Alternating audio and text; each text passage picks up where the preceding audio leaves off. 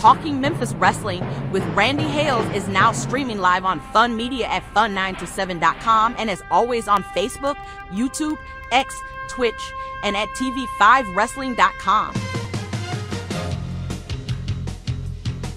Talking Memphis Wrestling with Randy Hales and special guests.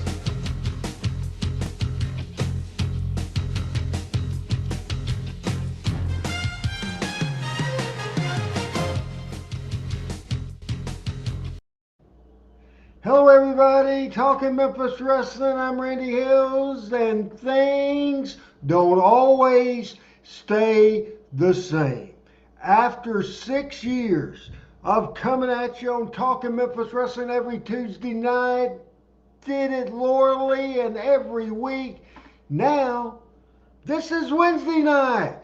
A special Wednesday showing because I had an announced gig announcing volleyball yesterday, had to do that. But hello everybody, we're rock and rolling with Talking Memphis Wrestling, a big show, bunch of stuff, cards of the week, pictures of the week, great information for you, you'll love it. Plus we will take a deep dive into my favorite world champion of all time, the world champion that came into Memphis more than anybody else, Nick Bockwinkel in the house. Now, Dr. Robinson won't be here today. He won't be here today. Sorry. And Pat Trammell will be here today, but he'll be 30 minutes late. Doesn't look like Dr. Robinson's going to be here, man. I don't know what the heck is going on, but I do know what's going on. It's time for First Take Time. Traveling not too far away in Arkansas to Southside, Arkansas, as we get ready to show you Talking Memphis Wrestling, our 38th edition of the year 2025. Here is a educator, my friend, a great Jonesboro and Memphis wrestling historian. Ladies and gentlemen, here's Coach, Mr. Chris. Here is Chris, freaking by God damn it, Ellis. Oh, I cussed. I forget I'm not supposed to cuss when you're on the screen with me. Chris Ellis is here, everybody. Forget the damn word that I said. Oh, I said it again. By God, I'm just screwing up. Start talking before I get you in trouble. Well, first of all, hey, Thomas, PJ, Al, Mike, good to see everybody. Glad to be on a Wednesday night. It's kind of like the old days when the Coliseum would switch from from Monday night to Sunday. Just one of those off weeks, but hey, still glad to have everybody here. Hey, Calvin. Hey, Frank. I got a couple of first takes, or actually 3 first takes. Number one, it's finally raining. Thank the good Lord, we're finally getting some rain, so that's been a blessing. Number 2, in wrestling, this stands for 4 horsemen, but at Southside, this stands for 4-0. Open up conference this Friday night, going for our 5th straight victory, first conference win of the year here at home with our new show lights. We've got brand new several $100,000 worth of show lights that are being installed, and they're trying them out right now as I'm on this show right outside my window about 2 blocks away. They'll have all that going on while we're on the show tonight. And lastly, we didn't ever mention this last week, but Robert Redford passed away, better known to me as the Sundance Kid. So, you know, when I was a wrestling and Western fan as a young man. So I want to pay my respects, send them out to the Sundance Kid as he's left us. All right, first take time, Mr. Chris Ellis. Jeffrey Atzcraft is saying hello to me. Jeff, I appreciate it very much. I either have a foggy memory or you are a first-time viewer here on Talking Memphis Wrestling. If you are, let us know where you're watching from, and I appreciate it very much. Richard Hood, say hello to you. Chris Ellis already said hello to Calvin. I'll say hello to Calvin. Thomas, we talked earlier. Frank Seaton, what's going on? You're back into the United States, I see. Frank Seaton is in the house as well. big Talking Memphis Wrestling today. And our subject thread throughout the show will be of Nick Bockwinkel. And we have some pictures we will show you of Nick Bockwinkel today. As I tell you, Nick Bockwinkel was born on December the 6th, 1934. He passed away on November the 14th, 2015. The Memphis territory from way back was always an NWA territory. Jerry Jarrett wasn't happy with the dates that he could get on the world champion, so he made a deal with Vern Gagne. He made the deal with Vern Gagne and the AWA World Heavyweight Champion. And we look at a couple of more of the Nick Bockwinkel pictures, as some of those pictures, he's with Jerry Lawler, as you see Nick. And man, Chris, does Nick Bockwinkel look like a champion? Does he not look classy as hell? And does he look like, if you try to picture what a professional wrestler looks like, a world championship wrestler looks like, wouldn't you think it would be this right here, Nick Bockwinkel? Without question. Especially from that era, he looked the part both in the ring, he spoke the part on the microphone, and he always dressed the part. He was always dressed out of the ring, immaculate, always really professional looking. I mean, he carried himself that way. He was the old school world heavyweight champion. There is no doubt. I just looked at it, and here's the picture from the AWA Championship of May of, I believe it was '88, where Nick Bockwinkel lost. No, that's Lawler ended up winning the world title from Mr. Perfect. This is probably a picture from 1983 or 1984. I told you about the big switch to the AWA, and we have that card, and it should be next to the picture you just saw. As Frank Seaton says, the 5 greatest wrestlers in my opinion, and Frank says this: Harley Race, Ric Flair, Dusty Rhodes, Jerry Lawler, and Nick Bockwinkel. So interesting, 5 of the greatest from my man Frank Seaton. Now that I don't have Pat, I don't have Michael, and hopefully Chris don't need glasses. This card was a big deal, Chris Ellis. It took place at the Mid-South Coliseum in Memphis. The first AWA appearance coming in from Minnesota on Monday, August the 21st at the Mid-South Coliseum. Tickets only $3, $4, and $5. It drew 11,000 people at the Mid-South Coliseum. And Chris, starting at the bottom of the card, working your way up to the top of the card, can you see that text, or am I having to do everything just like always? Can you see? I can see it. I can see it just fine. Starting at the bottom, ladies and gentlemen, reading this historic card from Monday, August the 21st of 1978, the first ever appearance by AWA Wrestling in Memphis. Here's Chris Ellis to show you, read you, and talk about this card. Here's Chris. So the opening match was Steve Kyle, Pork Chop Cash, and Bearcat Brown versus Don Bass, Hans Schroeder, and the Bounty Hunter. I'm assuming that would be Jerry Novak and not David. Usually it was a single. It was usually Jerry.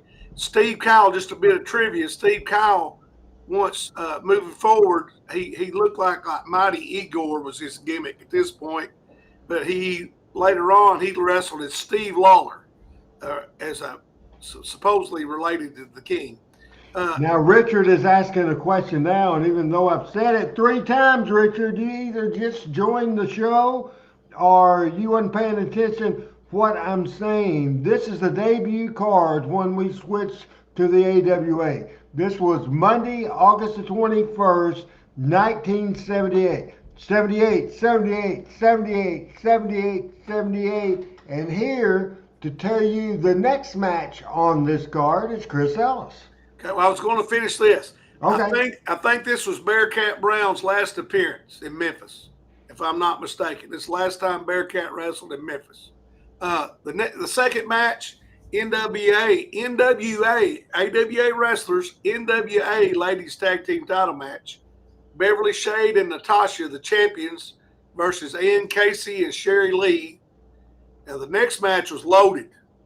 Bill Dundee, Superstar, Tommy Gilbert, Dick the Bruiser, obviously from the AWA, and the future honky tonk man, Wayne Ferris, versus Joe LeDuc and John Louis, who were a big time tag team during this time, and Handsome Jimmy and Johnny Valiant, which was actually, I think, the first time Johnny had ever been there and maybe the only time.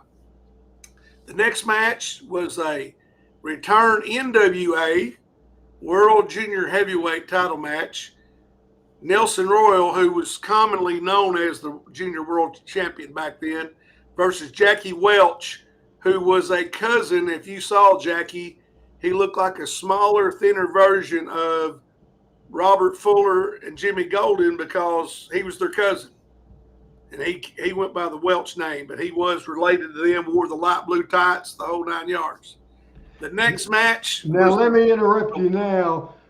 The big star in this match, you announced that. And when it comes, because this ad is wrong, tell the superstar opponent, and then when it gets to the opponent, throw it back to me, and I will do the corrected. Unless you know the corrected. If you know who it really is, then you can go ahead and say it. I have no. You talking about Vern's opponent? Yes. Yeah, I have no idea. I was about to say that. So the next match was a legendary Vern Gagne, who once again it was one of those. It was one of those people I'd only seen in the wrestling magazines at that point in my life, and so to get him to come to the territory, that was big news. And Mike Sullivan, I have no idea who that is. So because go ahead, there's R.A. no such thing as Mike Sullivan. Long-time mask wrestler, long-time journeyman, and I'm sure you heard this name, Eddie Sullivan was the opponent. Eddie Sullivan against Vern Gagne. And real quick, I wanted to say to Thomas, no, the Valiant brothers were not brothers in real life at all. So it was Eddie Sullivan. Have you ever heard of him, Chris? Not that I recall. I probably should have based on what you're saying to me. But it's not coming to me right now.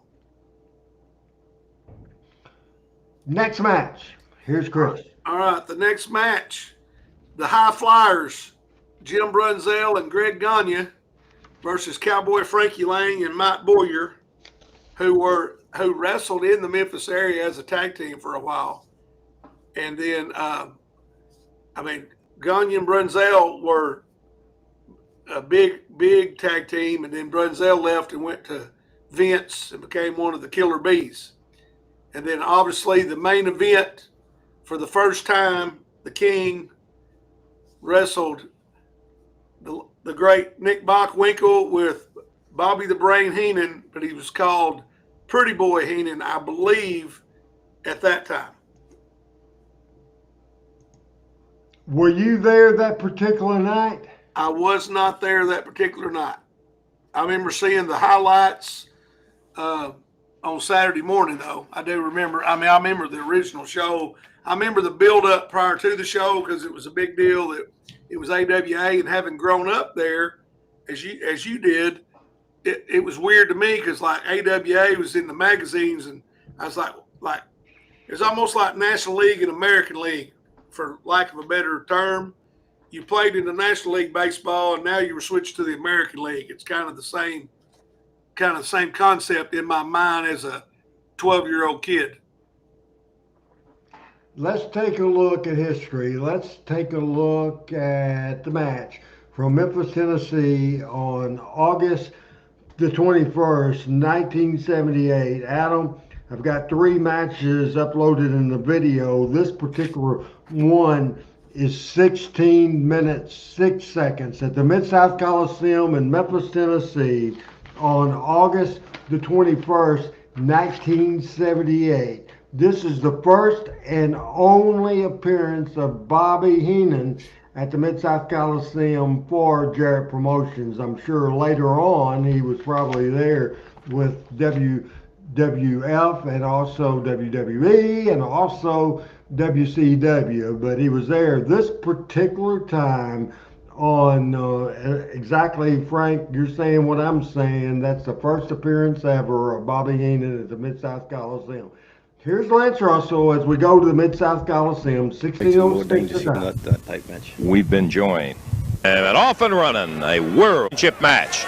You are looking at Nick Bockwinkel, the world heavyweight champion. January 19th. Were you at this show, Randy? No, I did not. I didn't start going to Memphis on a regular basis to 1981. Okay. The first time I went was 77. Saw Harley race Jerry Lawler match. I was not there that night. Gotcha. His manager, who was voted the last 4 years the manager of the year in the AWA, Pretty Boy. See, I think Lance does such a great job, like right there, giving credibility to Bobby Heenan. We don't know who he is, being from the South. We've never seen him. So he's building up Bobby Heenan's credibility for the fans. And everybody believes Lance.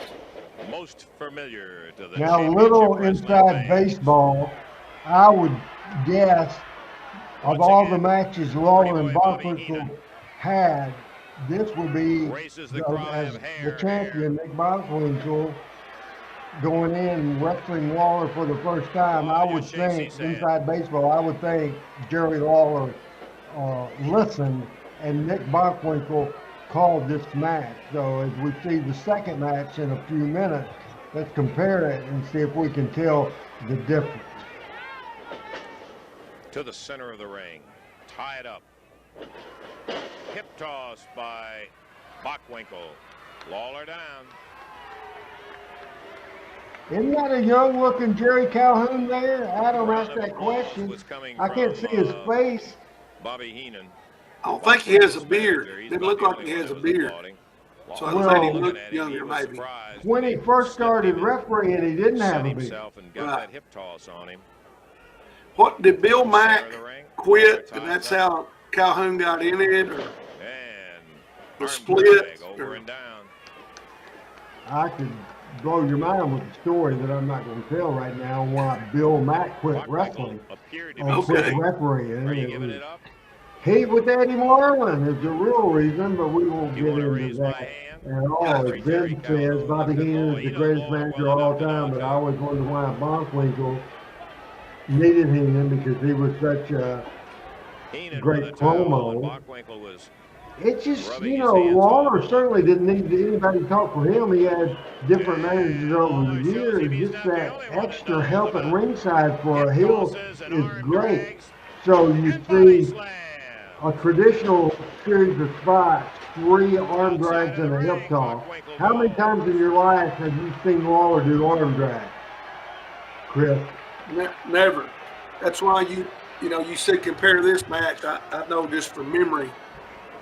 This style of match is much slower and more basic wrestling because that's what AWA was. That's what Nick was good at. Lawler, I don't know if I ever saw him do 3 arm drags in 30 years. Yeah, Richard, most wrestling promoters did not like Southern wrestling. Bill Watts didn't until he hired Bill Dundee and brought in the Rock and Roll and the Midnight and others, and he did the best business that he'd ever done. So he decided he liked it pretty damn good. Yeah, when it started making him money, Watts changed his tune. Dennis Mitchell is watching Talking Memphis Wrestling. How does it feel to be here on a Wednesday? It's different, right? It is a little different, but I mean it's just great to get an opportunity to do it. Tied up. top wrist lock from Bockwinkel. Like right here, top wrist locks. Like you could go through a bunch of Lawler matches and not see very many top wrist locks. Absolutely. Todd says, when Bockwinkel wants to fight him. He came to the was right the place. next The king will Bockwinkel oblige him. Lawler match in 83 or 84? No, I can't tell you exactly, but I would guess 82. Yeah. Mayer, Because he broke his leg in what, 81? Yeah. Lawler's right on top of it. So I think it'd be 82. He broke his leg in 80. He came back in 1981. Pretty boy Okay. Bobby Heenan, who just sat down as the referee Jerry Calhoun was listening to him holler hair. So, and, if referee I knew he wouldn't didn't have pull hair. Said, "Let me brought go, up referee." the fact that I Heenan think said, Nick "I'm Bockwinkel just is trying to calling help this you, Ray." match, how quick would you have mentioned Obliging, that? gentlemen. Oh, I wouldn't have. Bockwinkel Really? steps around Oh yeah, behind. because I've been taught don't do that. You wait for me to do it.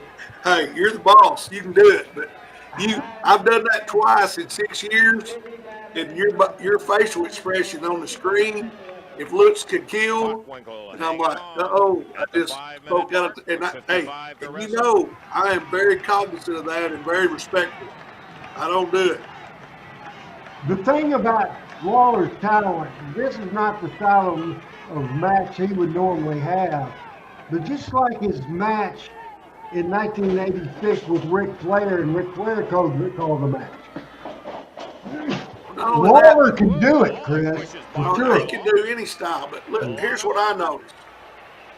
Compare last week's video with Once Savage. again, Nick outside the Look at our crowd. Listen to our crowd and look at our crowd with this type of match. By Bobby Heenan. Not the He same. held up Bockwinkel's hand as Bockwinkel now back on the And- ring apron comes inside. The crowd, this crowd was probably 1,000 people more, but it sounded, last week's crowd sounded 10,000 more. Yes, sir. You can hear a few people holler, but last week they're exploding out of their seats, screaming and pointing. And right now, I think they're still trying to figure it out right now. Like, what's going on? It's just not the product they normally get. It's always a pound of heat and story and wild action and all that. It's not like they're not into the match. I think they're watching, don't you? Closely. Yeah, I believe they're watching real closely, but the other thing is there's not a lot of What a backstory. shoulder butt from Lawler. There's not a history or anything. anything. You know, like when Lawler went for the NWA title, there was a build-up. You know, he beat the road to the gold or whatever it was, Yeah. and we beat all these big name guys. You know, Pretty boy Bobby there Heenan. wasn't that with this program. Hollering. At least that I can recall. I don't The recall referee any of says, that. "Sit down and let me do He the just- refereeing." This was 78, so he just come out of the 77 was the 13 weeks at Dundee, and then Joe LeDuc was after that. Valiant was in there somewhere. So there wasn't as much build up to Bockwinkel as there was to Harley. Now, Chris, do you remember the match being like this? To tell you the truth, I do not. And then I did not get time to Of course, a watch it major factor to on our refresh my championship memory. wrestling. So I do not recall this being this way. Man, whether we're Of course, gonna be I able to mean, get all certainly those the highlights championship were matches on- out, I don't know. It's a one fall on, 60-minute time limit bout. Certainly, there's Saturday no way morning. that we Hey, I do have a could question, get it Randy. if it should go These as we have seen Lawler arena go matches 64 were minutes, broadcast or even a small part at of times. Where were they shown? Lawler with that Jackson, side headlock, holding on Tennessee, to Bockwinkel. Nashville, we had two markets, so on one of the stations in Nashville and Tupelo, Mississippi, it was the B show we had. We certainly have that. And you can This is see before the Bockwinkel time, had a this match that hold of Randy Lawler's there. West Look at that shoulder was butt. working for the company. Bockwinkel with Lawler So Mike straight up, Shields and was Lawler the kicks his photographer way out. for this. Takes him Is right this how over Mike and Shields down. got hooked up with Again, Vern? count of one, that's all. Yes. He went to Vern from Memphis, correct? Yeah, he had quit and he had got married, fallen in love, and he had big plans, but it didn't work out. He wanted to come back, but Jerry Jarrett already figured out that Randy West was going to be better than Mike Shields ever was. So, plus the fact that Randy was family, and so he wasn't going to hire him, have him quit his career, and then get rid of him. So he made the call to Vern Gardner. Gotcha. What was Randy West's career before he was videographer? He was in printing. Really? We've heard some of the fans saying in the championship matches that we've His career after wrestling was road construction for the Rogers guys Group. come in here and they underestimate Lawler. They figure he's just some. Did he quit before you or after you? The wrestling business. But they find out It's about this this. guy is some kind of tough It's piece about of merchandise. the same time. I'm not Catches him 100% coming sure. off with a singing Adam, right have hand. I said that before, or have you heard Randy say? It was around the same time for sure. Gotcha. That was a kick and a punch. Knee. Now the tempo's picking up now. Knee in the midsection. Bockwinkel covers one. No way. Lawler boots him out.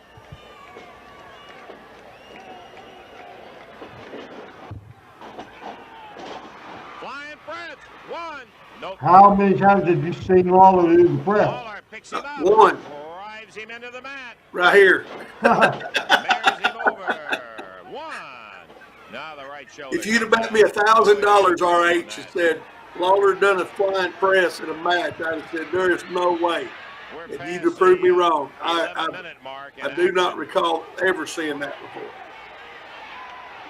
And our Memphis time, is all about running story. title Were you here championship on the wrestling. show a couple of months ago We may when have I to stop showed and the just Al bring in Green, Jackie Fargo as we will hair tape versus it hair and match?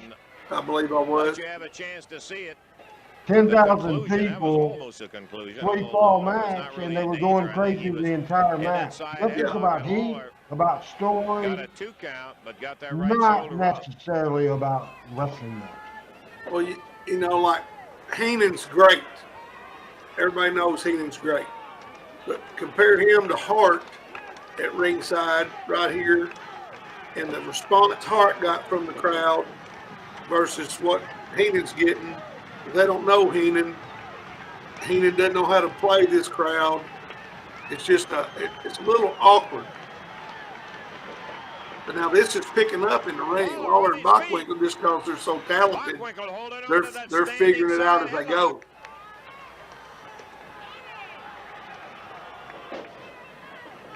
Lawler coming up top.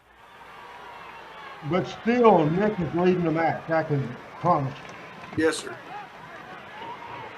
Whoa! Down he goes.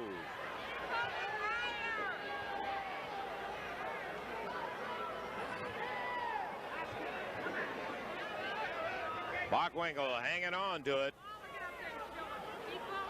Had a little help with the How hair to many get years? back down again. He is Chris freaking Ellis from Southside, Arkansas. I did a new caption for you earlier, and I don't know if Chris or if Adam has used it yet, but I got a little more creative. Starting to get Nothing by. to get you in Jerry's trouble, angle. though, I can There promise go. you. Oh, it's all good. On their feet. Oh, Lawler rattling him with a broad arm. Catches him with that forearm again. Oh, yeah. We were talking how Lawler can work any style, so can Lance Russell. Yes. Big elbow. You just Lawler starting to unload that Ben big says right they fist now. refer to it as a deliberate pace. Definitely. I was just about to say, Lance He's helped broken. this match in the Oh, Memphis barrel area rips with because one of hand. his commentary that Hammers in brings the Bockwinkel. One, credibility two. to it. Absolutely. And his excitement, his voice is reverberating at different levels. It's not just monotone. Like Gordon Soley calling this match right here would have put people to sleep, in my opinion. You know, because he said a forearm to the solar plexus or whatever. People's like, what the hell's the solar plexus? Now, everybody knows what that is. King's punching him in the face. So Right, easy.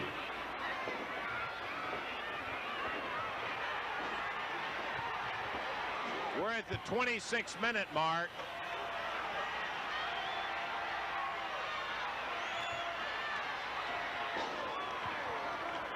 Lawler on the attack. now it's getting more like what we're used to.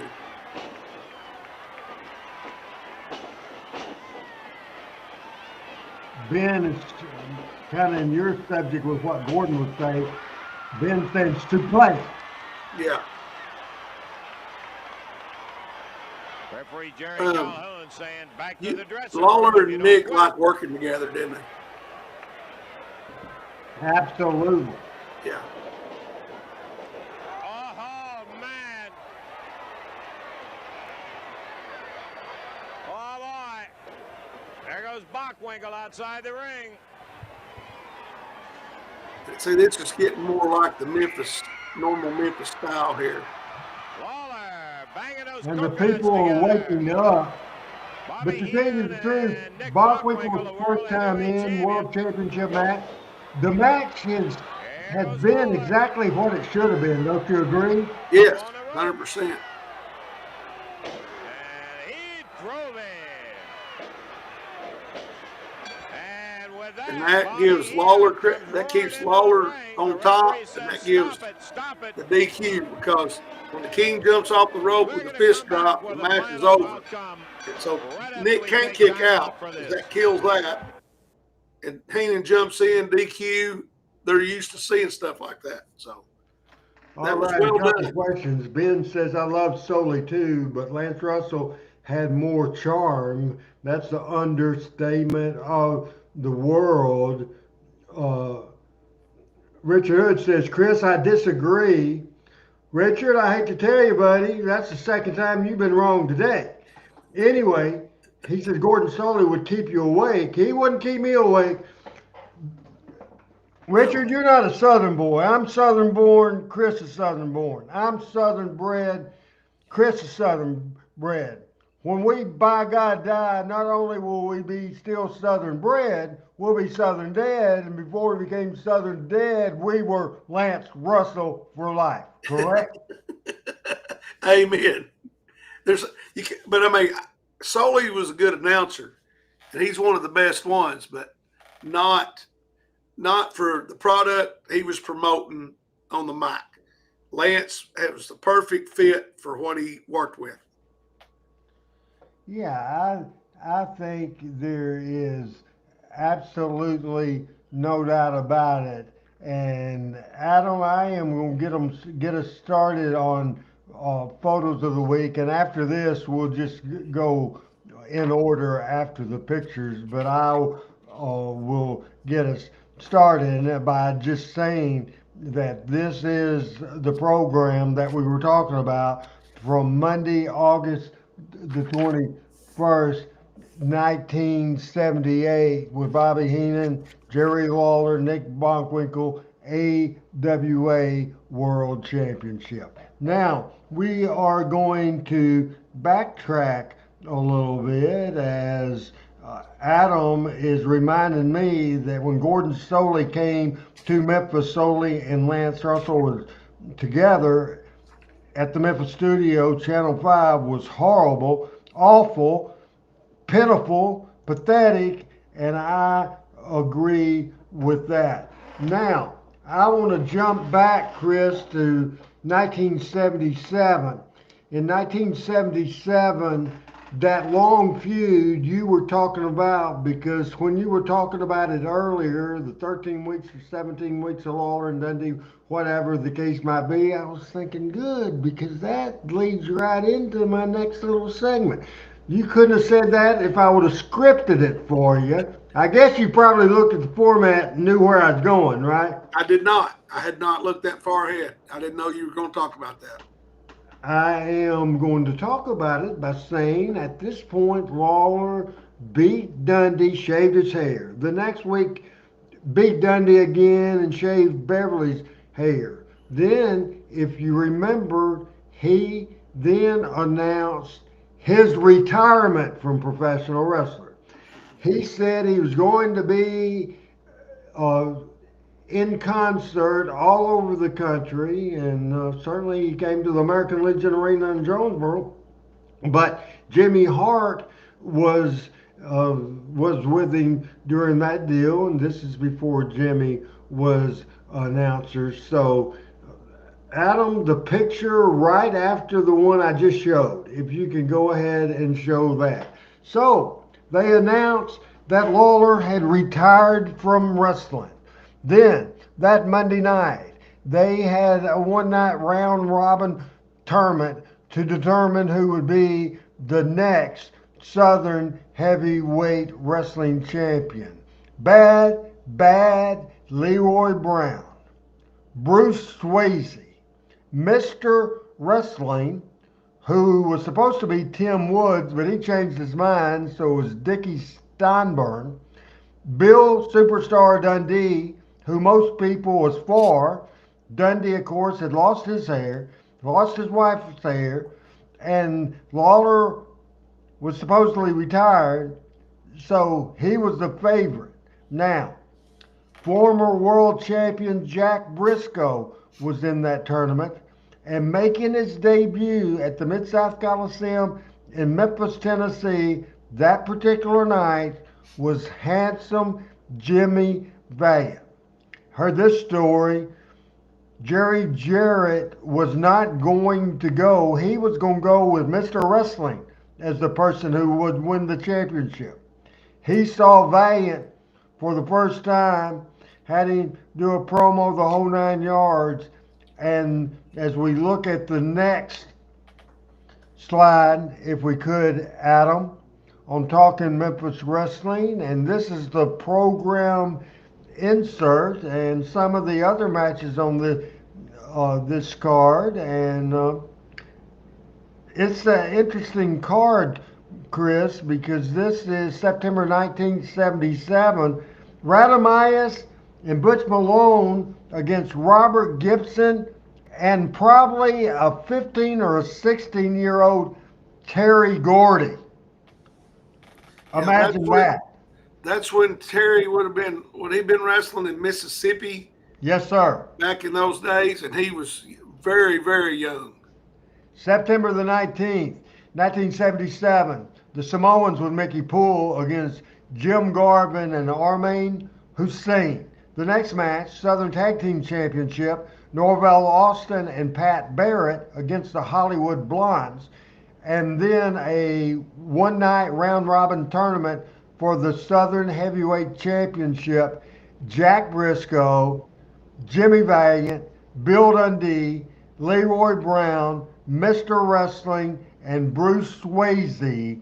That was the card, and that's when we had the debut of Handsome Jimmy Valiant. That would turn into Lawler coming back as a baby face, and the great feud that Valiant did have with Jerry Lawler and drew a lot of money. But do you remember that situation? Real quick thoughts, and then it's first take time in just a minute on Talking Memphis Wrestling. Yeah, I remember Lawler. I remember Valiant coming out during the concert. And then the side piece of trivia to that card, there were 4 Freebirds in history. 3 of them were on that card. Michael Hayes is the only one that wasn't. But 3 of the 4 Freebirds wrestled on that card. Jim Garvin, Buddy Roberts. Yep. Terry Gordy. Yes, sir. Jerry Brown and Buddy Roberts were the Hollywood Blondes. Absolutely. I just got a notification on my phone. You were talking about rain earlier, Chris. We have lightning close to my area. But even though we delayed this show by a day, and he's delayed himself for 40 stinking minutes, but he made us, and by God, Adam Dunn, I have a new caption for Pat Trammell. He is the oldest, I think I'm older than him, but as far as tenure on this show, he's been around longer than anybody.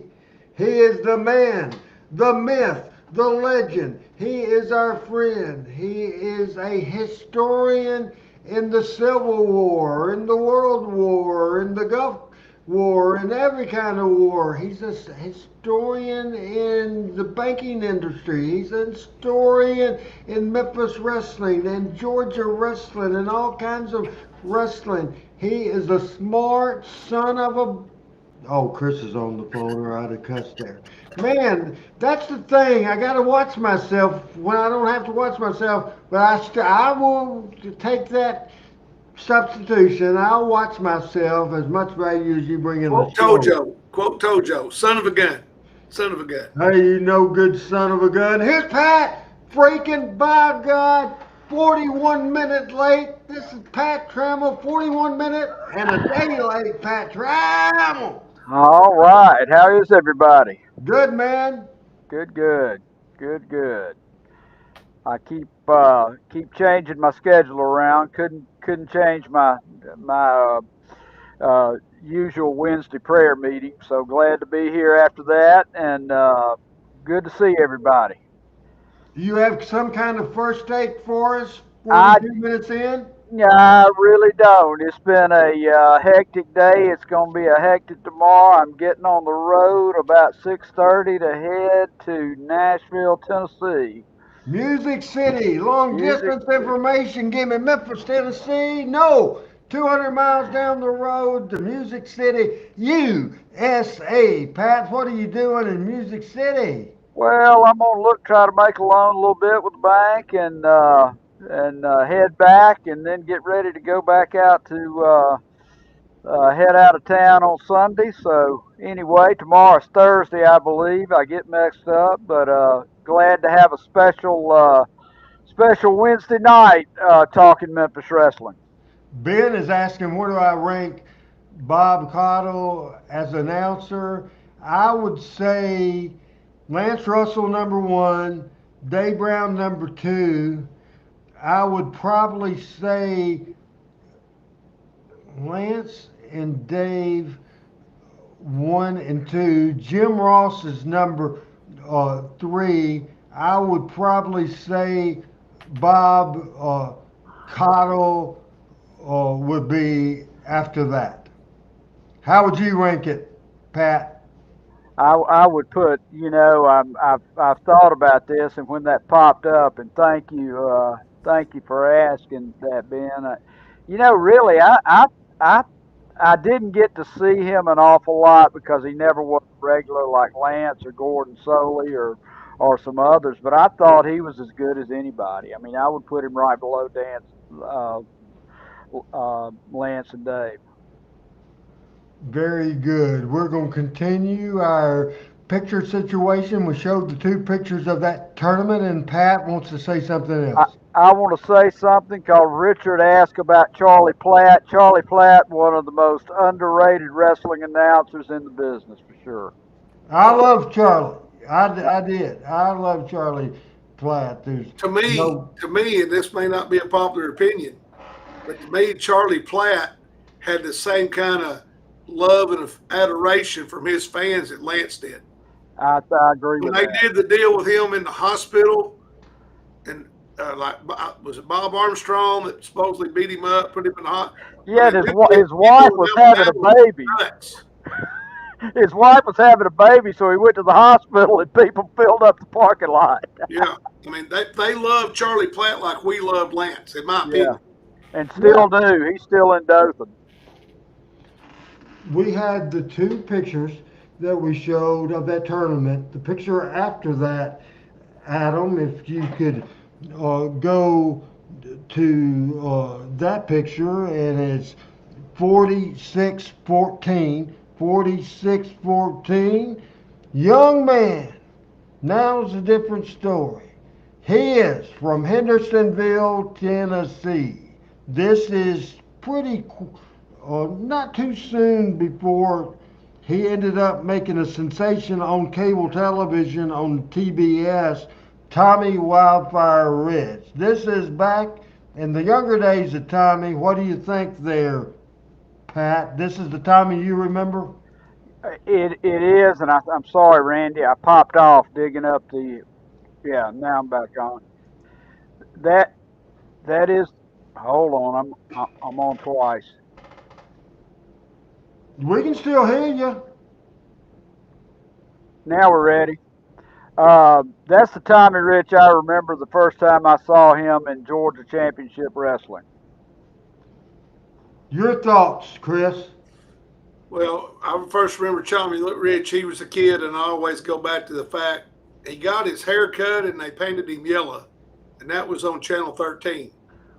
So I don't remember what year, but he did. He had that long flowing hair, but he got his hair cut, and he wore some weird looking tights. Had two straps over the shoulders. I remember that.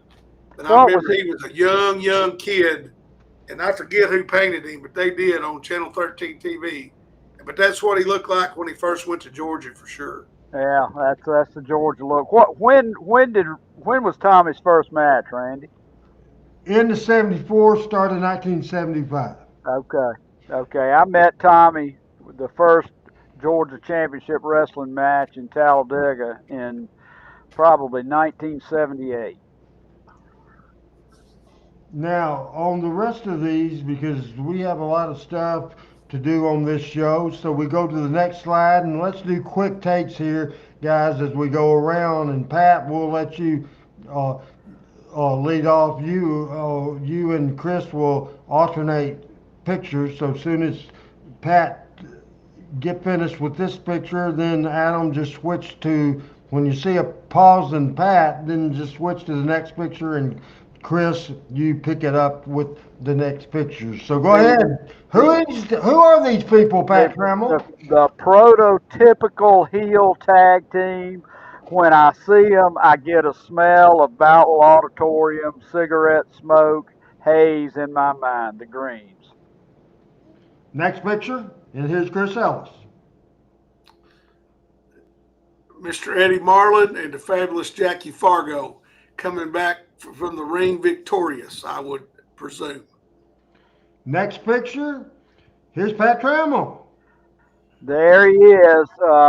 Very, very much a guy whose career got ended by injury too soon. Probably would have been a legend. Next picture, and the right person to do this next picture is Chris Ellis. Who are these people? So it's Coco Beware and Beautiful Bobby is a tag team with Jimmy Hart, Dream Machine Tori Graham, and that's Rick McGraw in the upper right-hand corner. And they were the New York Dolls, if my memory serves me. And this is one of the first photos, am I correct, of the first family? That would be yeah, it might have been one of the first, but Dream had a mask first. So he would have been under a mask prior to, wouldn't he, in the first family? Yes.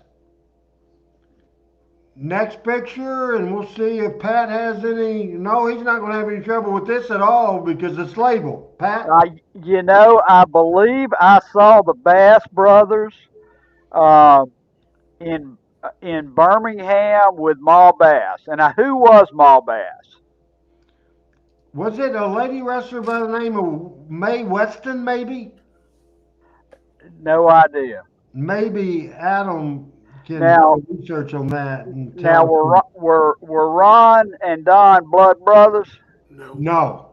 Okay. Don Bass's real name was Don Welch. Ron Bass's real name, Chris Ellis is fixing to tell you. Ronnie Hurd from Harrisburg, Arkansas. My brother, my good friend, Coach Ronnie Dye, preached his funeral. I'll tell you what, man. Ron Bass was a big bad one. I like Don Bass and Dirty Rhodes as a tag team, no matter what mask they were under. I thought Don Bass did his best work in that role. I absolutely did as well, and we'll go with the next picture here on Talking Memphis Wrestling. And this, Chris, is a miscellaneous picture and pretty darn good. He's tougher than a $2 steak, brother. The fabulous Jackie Fargo, and I've never told this on this story on this show, but when I was a kid, we'd go to the Jonesboro Speed Bowl on Friday night, and wrestling was in Jonesboro on Saturday. And there, at least 2 times, Jackie Fargo came to the races in Jonesboro and got out on the front straightaway and dared anybody to come out of the stands. He'd whoop anybody there and told him he was going to be at the wrestling arena on Saturday night. I'll never forget that.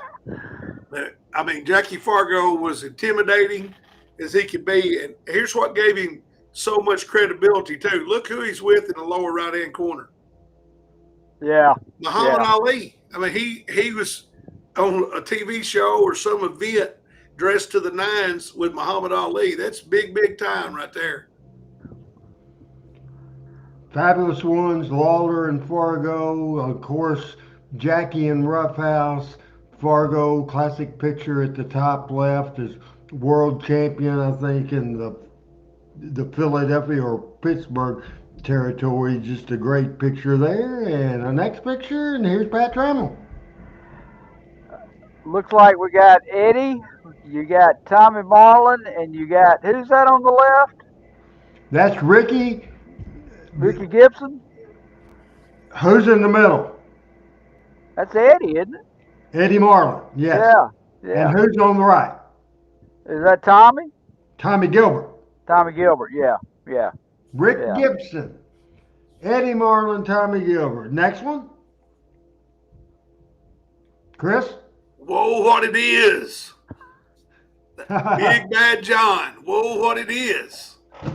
And the fabulous Jackie Fargo, the bicentennial baby. Yeah, I was going to ask, is that the bicentennial baby? That's him. He's the guy who named superstar Bill Dundee. Okay. He named him superstar on Memphis TV. Okay. Next picture. Pat? That is Fargo, and I don't know who he's after. Looks like a young Dick Murdoch, but I know that's not the case. Son of a I gun. thought Tojo. But now maybe Tojo? Okay. I couldn't see his face. Okay. But no, I guess it's not because Tojo never wore short tights. long You think it might tights. be Al Green? That's long. No. That's long tight. Long tights with knee patches. Well, Yeah. I thought it was taller than Tojo, but Fargo's not real tall either. So yeah, I think you're right there, Chris. All right. I've never seen this next picture this look from Fargo that we're going to see right now on Talking Memphis Wrestling. Have you seen that look before, Chris and Pat? The porn stash? No. I had neither. I have never seen that one. Ever. That's a good look, though.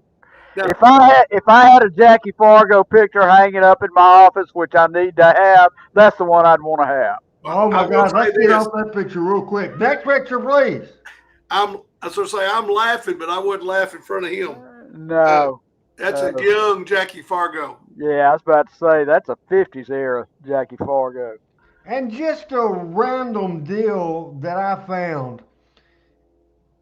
And let's go ahead and put that the next one up there. This is 4609.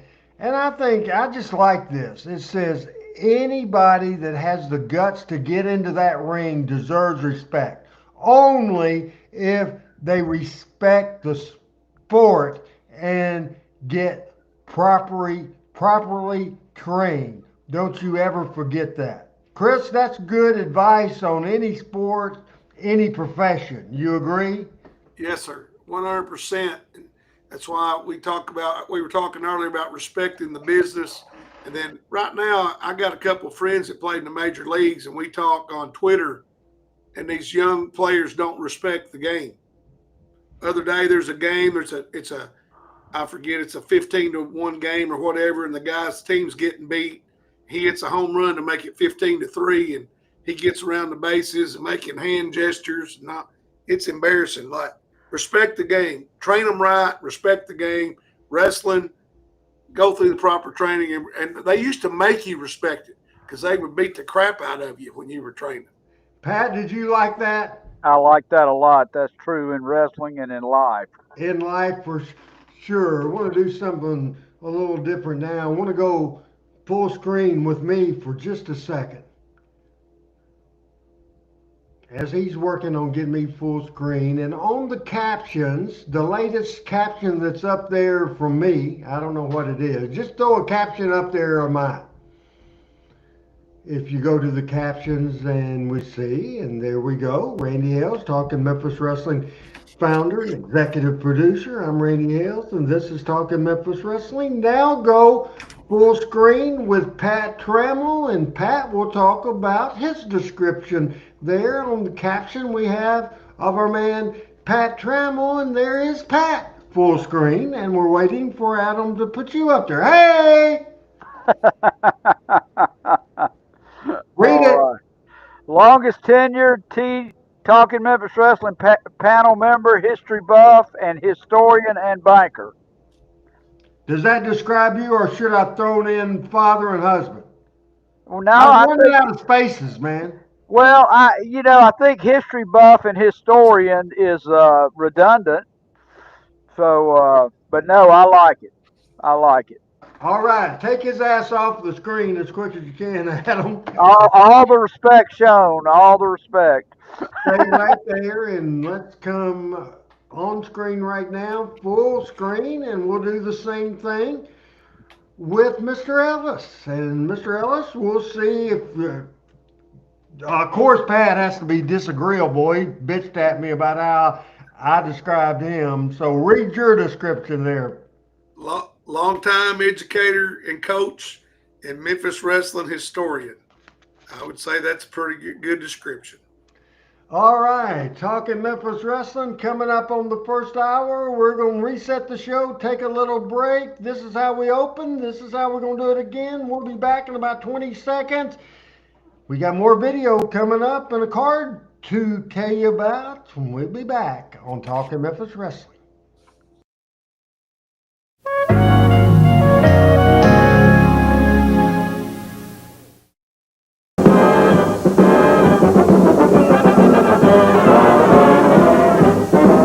You'll see America's favorite sport on WHBQ television.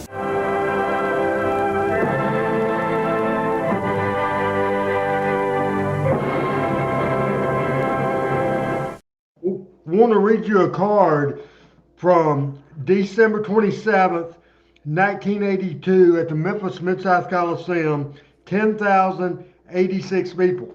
The opening match was Dutch Mantell and Rick Morton against Sweet Brown Sugar and Bobby Eaton. The second match was Bill Dundee and Terry Taylor, Chris's favorite wrestler, against Adrian Street and Apocalypse. Then the next match was King Cobra against Carl Fergie, The Angel against Larry Herr, who I've never heard of. The next match, Jesse Barr against Big Red Reese. A sixth match, the Blindfold Battle Royal, was won by Bobby Eaton. Then the Southern Tag Team Championship, the Sheep Herders against the Fabulous Ones. The Mid-America Heavyweight Championship, Jacques Rougeau against Sabu, not the ECW Sabu, but our version of Sabu.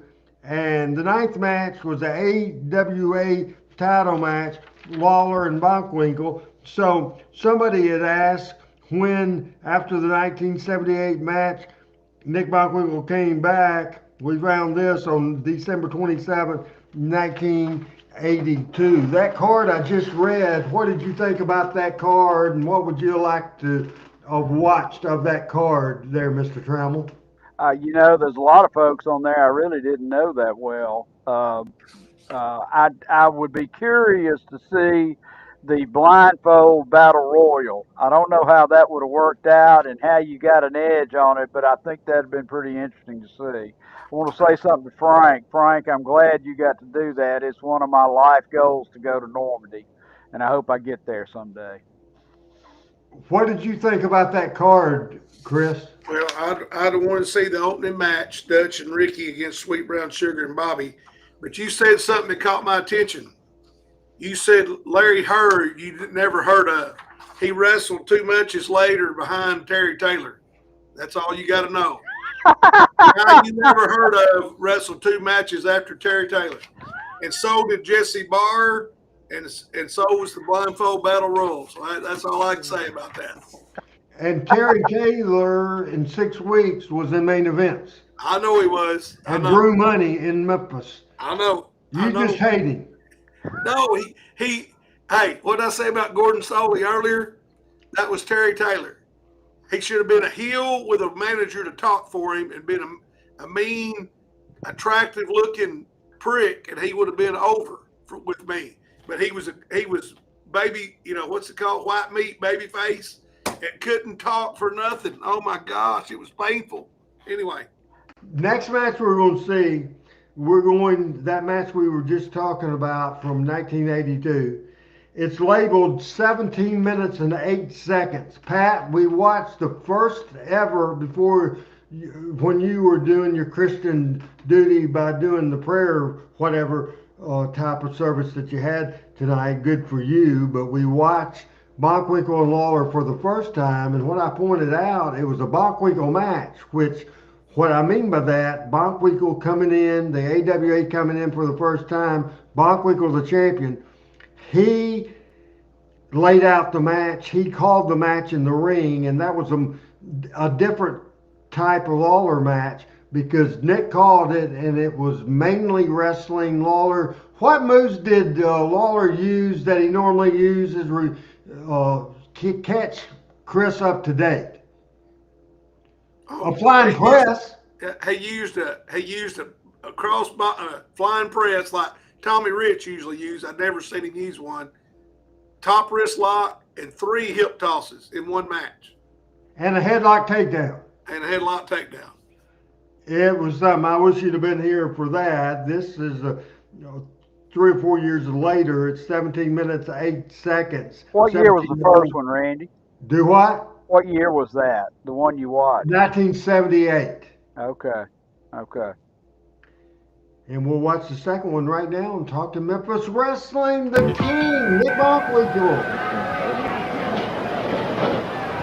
We're off and running with the Lou Thez. He did the Lou Thez, Richard says.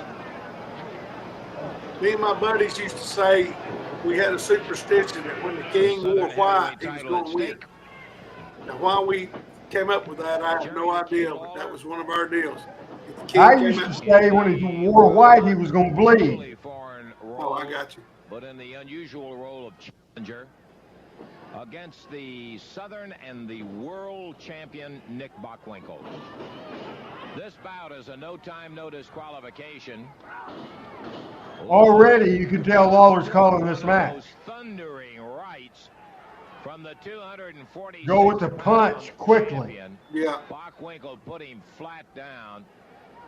Nick Bockwinkel would not wrestle Lawler in this bout for a purse per se. Bockwinkel. Oh yeah. Taking advantage. 2 punches in the first 30. We didn't see 2 punches in that last match till 20 minutes in.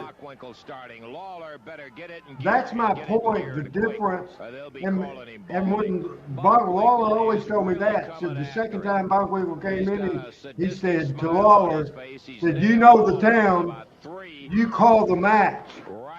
And so that, Pat, shows you the professionalism of Nick Bockwinkel, because he realized, even though he's the champion and he's the heel, he realized after the first encounter, Lawler knew the town more than he did, so he told Lawler to call the match. So does that make you respect Nick even more? Well, it does, and it shows me the respect he had for Lawler. So, Randy, how many opponents you think Bockwinkel worked with that he allowed to do that? A handful, maybe? Maybe Dory Funk Jr. This is the most important match he has ever had with a champion. Vern? Maybe Vern, because he owned the company. But Bockwinkel is on top of him. Since This the is a opening complete different bell, Nick has been match altogether. I was just about to say, if you could put them side by side and run them simultaneous, it don't even look like the same two guys working. Well, Bockwinkel's working Memphis. You know? And Bockwinkel wearing out his own right hand as he Pat, I is certainly sliding wish you would have been around here and for telling the that match we referee, showed earlier. don't try to interfere. To the midsection. Oh boy. This Lawler is Lawler can 101. Sung all over the entire Mid-South Lawler can sail. Coliseum. Nick Bockwinkel, I guess the only word is abusing Lawler right now. He is really from the opening bell jumping. Abusing him. Jerry should have had his mind set on opening very quick. Not that he really had a chance, because Nick started out. Bing. And look at the referee pulling Bockwinkel back. Nick turned around. I believe he'd have slugged the referee if he'd have been close enough.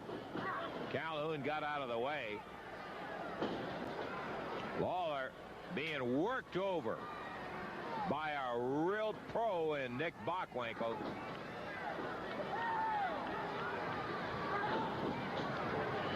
Nick pouring it to him. That's very well said by Lance, a real Lawler's pro. here at stake.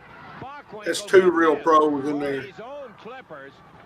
And I said, we already have a set of them before we came to the ring. And Bockwinkel said, I don't want any of this stuff where the clippers don't work. I brought mine. Good thoughts so See his far, hair Pat. off. That's the reason he took the match. Just, He made no bones Yeah. about it. He said, I made enough money. I'll be working for Uncle Sam with a big purse. What I'm interested in is seeing Lawler with his hair cut off. it's very much Bockwinkel working a Memphis match. Oh, boy. Lawler, who is This will be rare Bockwinkel footage. Like that Yeah. last match was rare Lawler footage.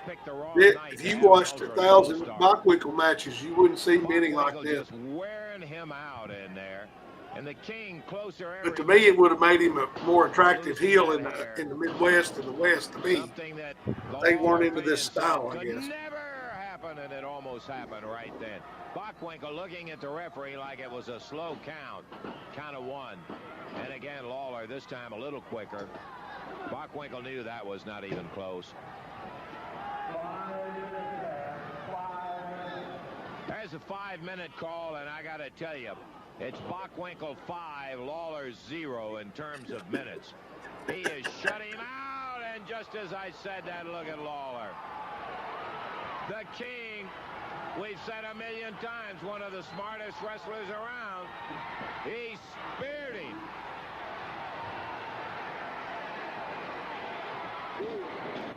And Bockwinkel goes down.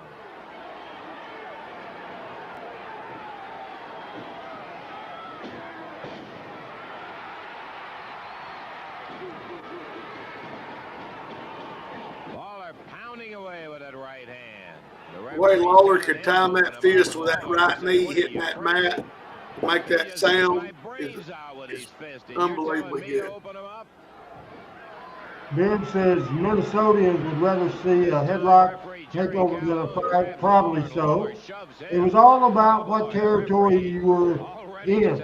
These people played in Memphis, Tennessee. So this is what they were conditioned to see. Right, Pat? Yeah, absolutely.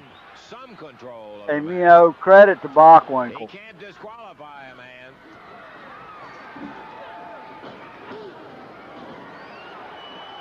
Lawler now.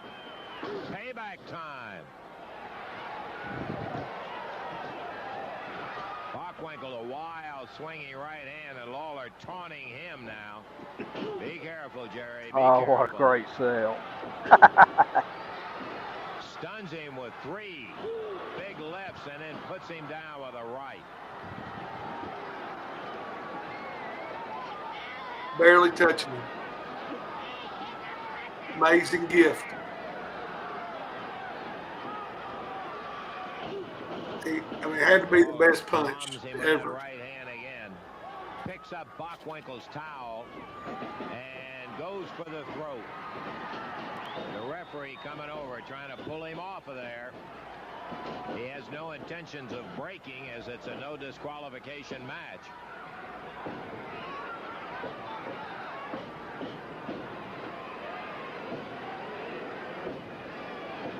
Well, they're down into it. The street fighting tactics, and this is vintage Lawler coming forth right here.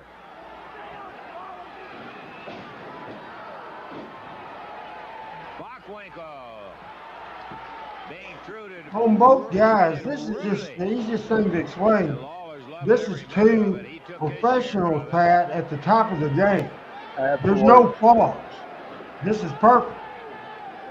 So this is 78. No, this is the 82 match. We saw you didn't see the 78. This is 82. This could be it.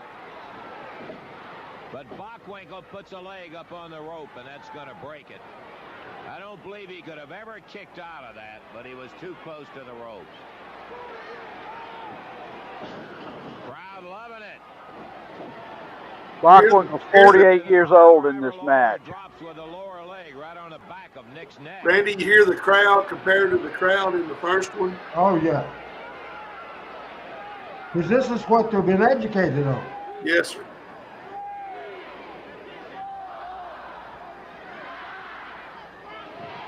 The count going on Bockwinkel. He's under the rope at 8. Lawler helps him up and takes a right for his trouble.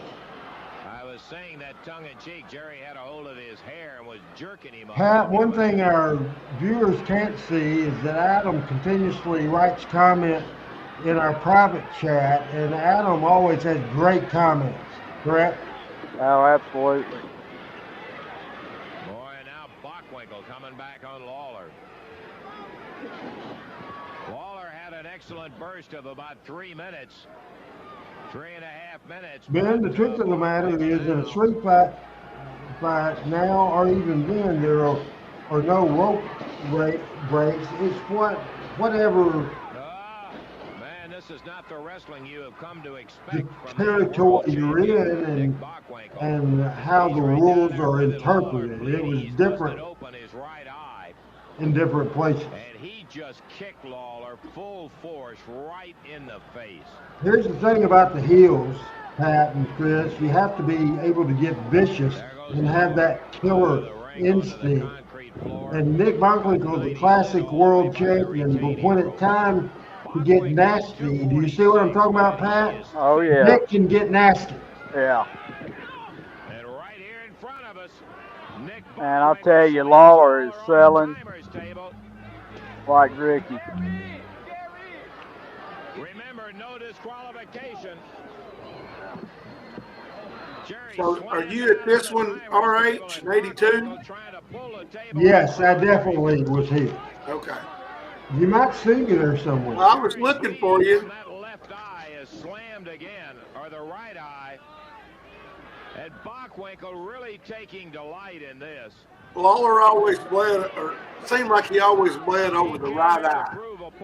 That seemed like a common thing for him to bleed in the right eye. For 3.5 minutes, he's When done. Lance always talked about him bleeding, he talked about his eye being split Crowd open. trying to bring Jerry along to help him get back. Lawler slammed into the chairs back into the front row.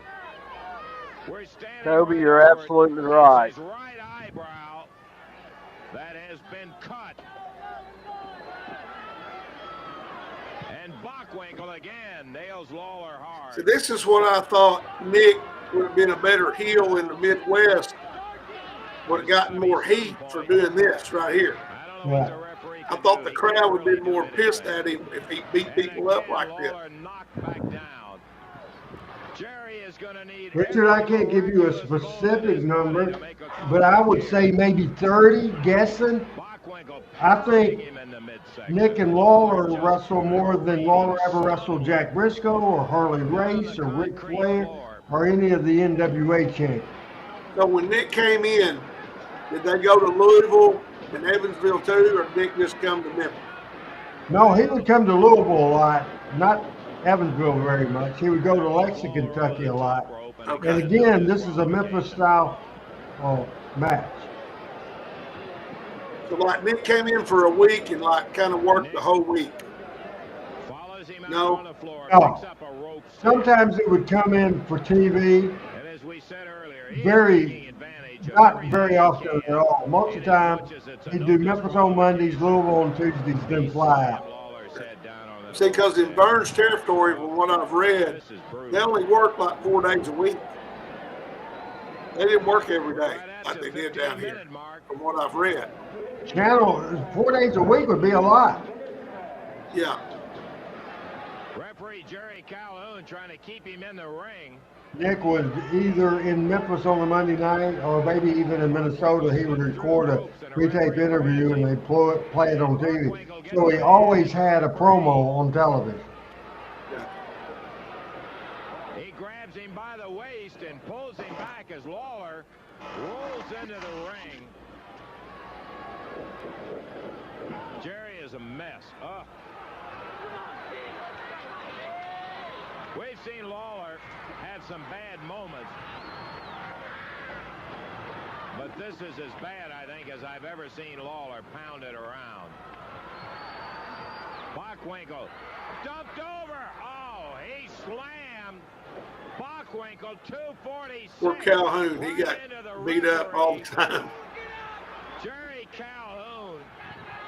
Calhoun could have filed workman's comp in 2025. Absolutely. Lawler really. Oh, here comes Jimmy Hart from behind. Hart nails Lawler right in the back of the head. Calhoun. And there's a bridge with a pin. Bockwinkel, count of 1, 2, and Lawler kicks out. Look at the fans jump out of their seat. Oh, yeah.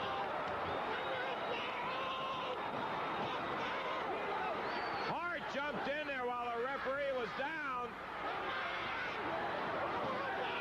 Lawler beat it, though.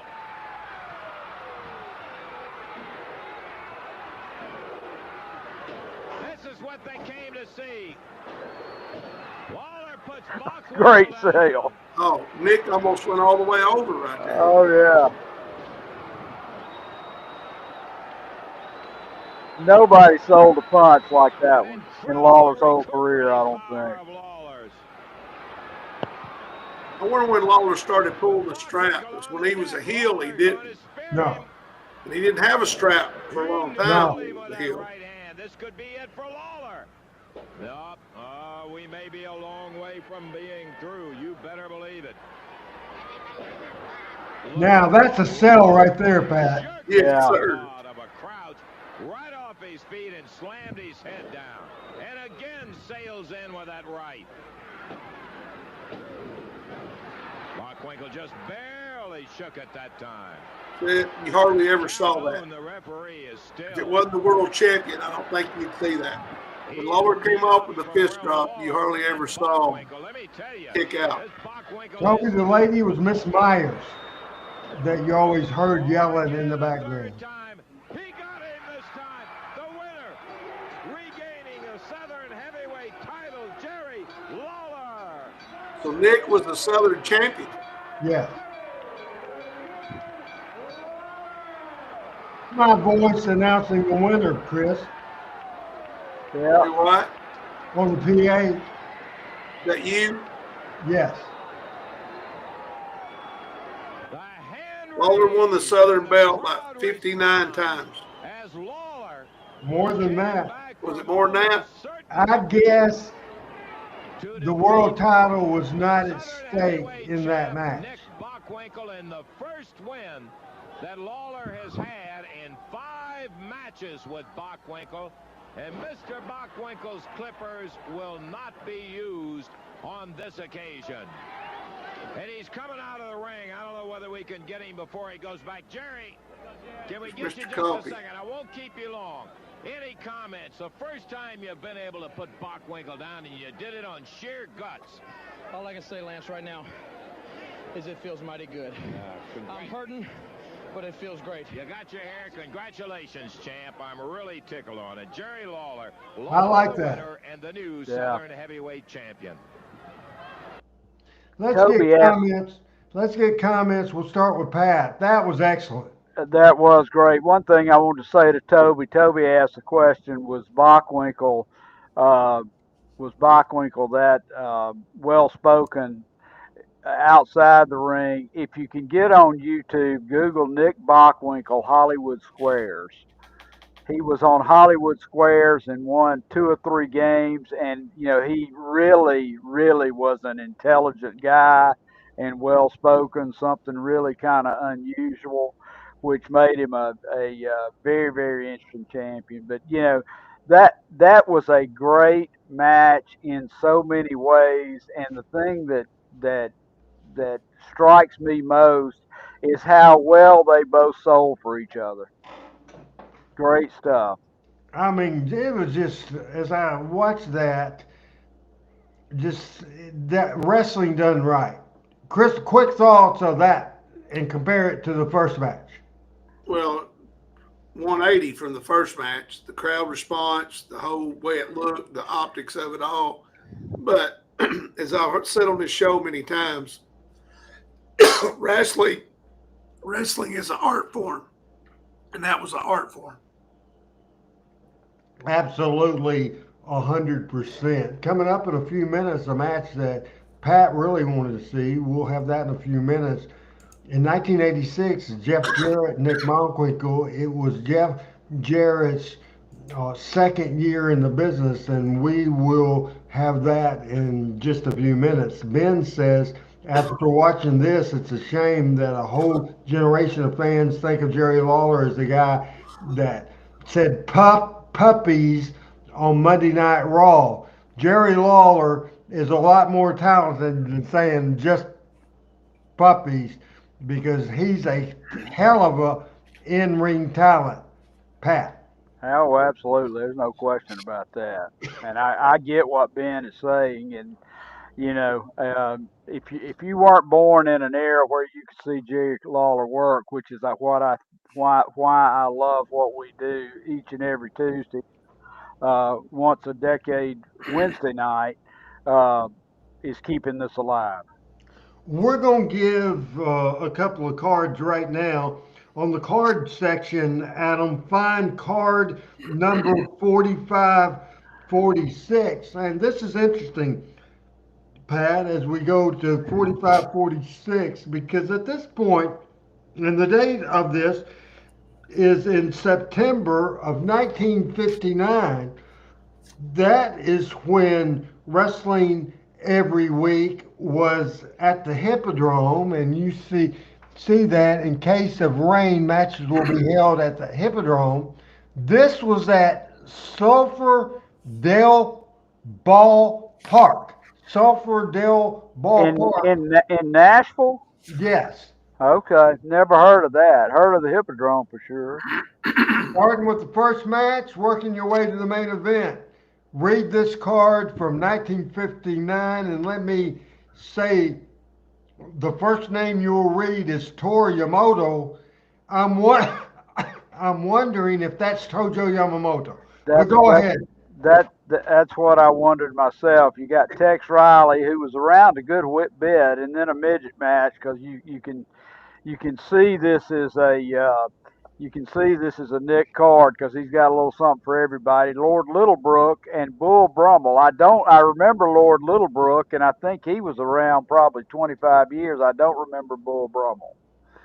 Uh, Leaping Lanny Schnee and Kenji Shibuya. Don't remember them. Uh, this is interesting. Slave Girl Moolah champion versus Mrs. Pancho Villa challenger. Now, was that the fabulous Moolah? Yes. Moolah, and why was she styled Slave Girl? I don't know. That's 2 years before I was born, Pat. I have no idea. I guess that's right. Don and Luke Fields, the tag champions, soon to be the Australian tag team. Uh, Corgusa Joe and Gene, I suppose they were billed as brothers, tag Yes. They challengers. were brothers. Were they brothers? Okay, okay.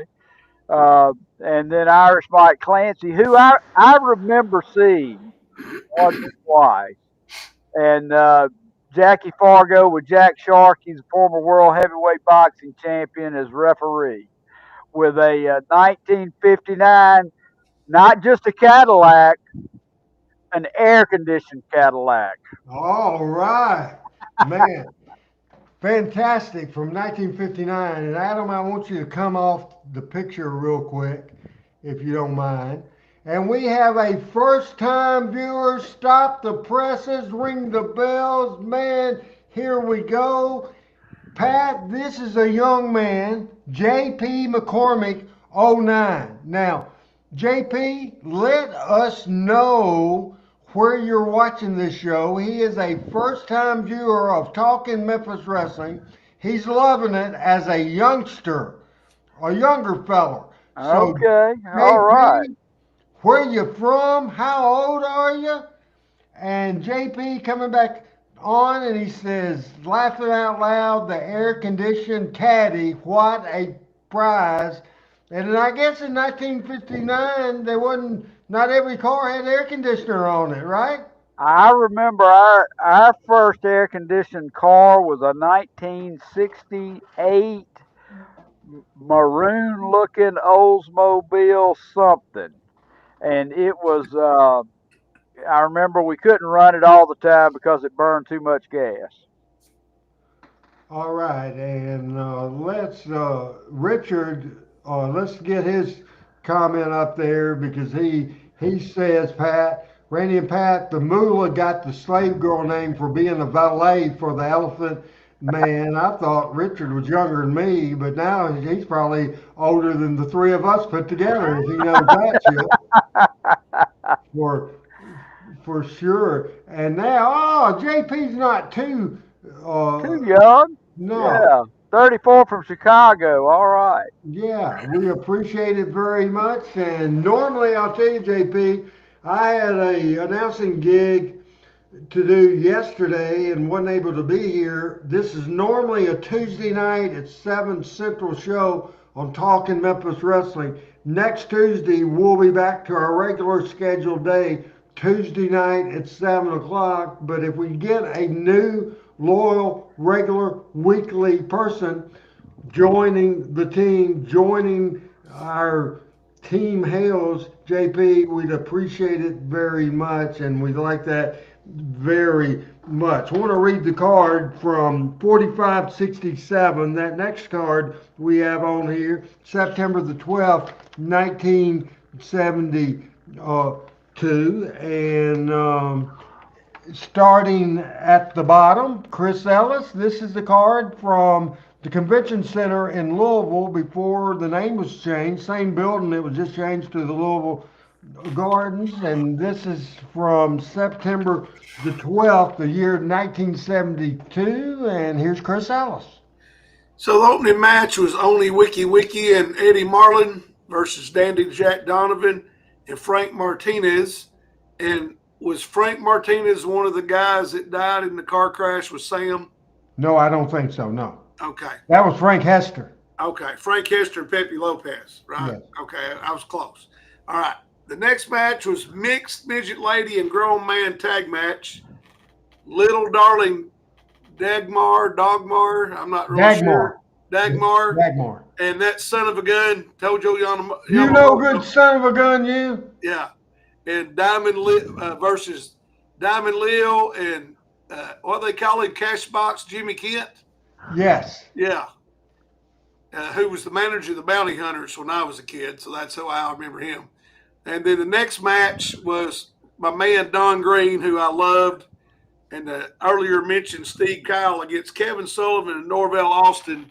And I heard this referred to the other day.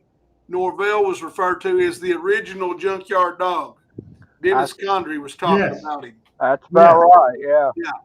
And then the main event of the night, return grudge chain match.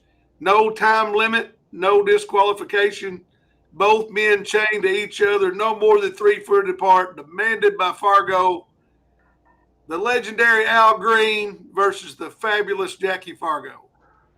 This is 1 month after Fargo lost his hair in August of 1972 at the Mid-South Coliseum. Pat, what did you think about that card? I'm thinking I would pay money today to see that card. I mean, there's so many great wrestlers on there, and there's, Love would have loved to have seen a early to mid 20s Kevin Sullivan, Norvell Austin, and I don't know who Steve Kyle was. Uh, but I tell you, that's a card right there. We'll So do one more card before we get into watching the final Nick Bockwinkel match of the show, and we'll go to 45-66. This is interesting to me as oh no, let's skip to the one right before 45-65. It's a generic thing, and this is just in the newspaper, Pat. This is interesting. Compliments Nick Goulas and Associates Incorporated Professional Wrestling Wednesday nights, Fairgrounds Arena at 8:30 p.m. Watch Championship Wrestling WNGE TV Channel 2 Saturday nights at 11 o'clock and WZTV TV Channel 17 Saturday afternoon at 6 p.m. Sponsors are American Legion Post 5 and Day Chapter 3. I just thought that was interesting. A generic ad to advertise the TV show, Pat. I suspect, I don't know if that was in the newspaper, but I suspect if it was in some special, special production of something, maybe high school football, maybe something like that, because they're not advertising specific matches. No, it's advertising the TV show. Now we'll do the final card of the show. This is interesting to me, and it's from September the 12th of 1972.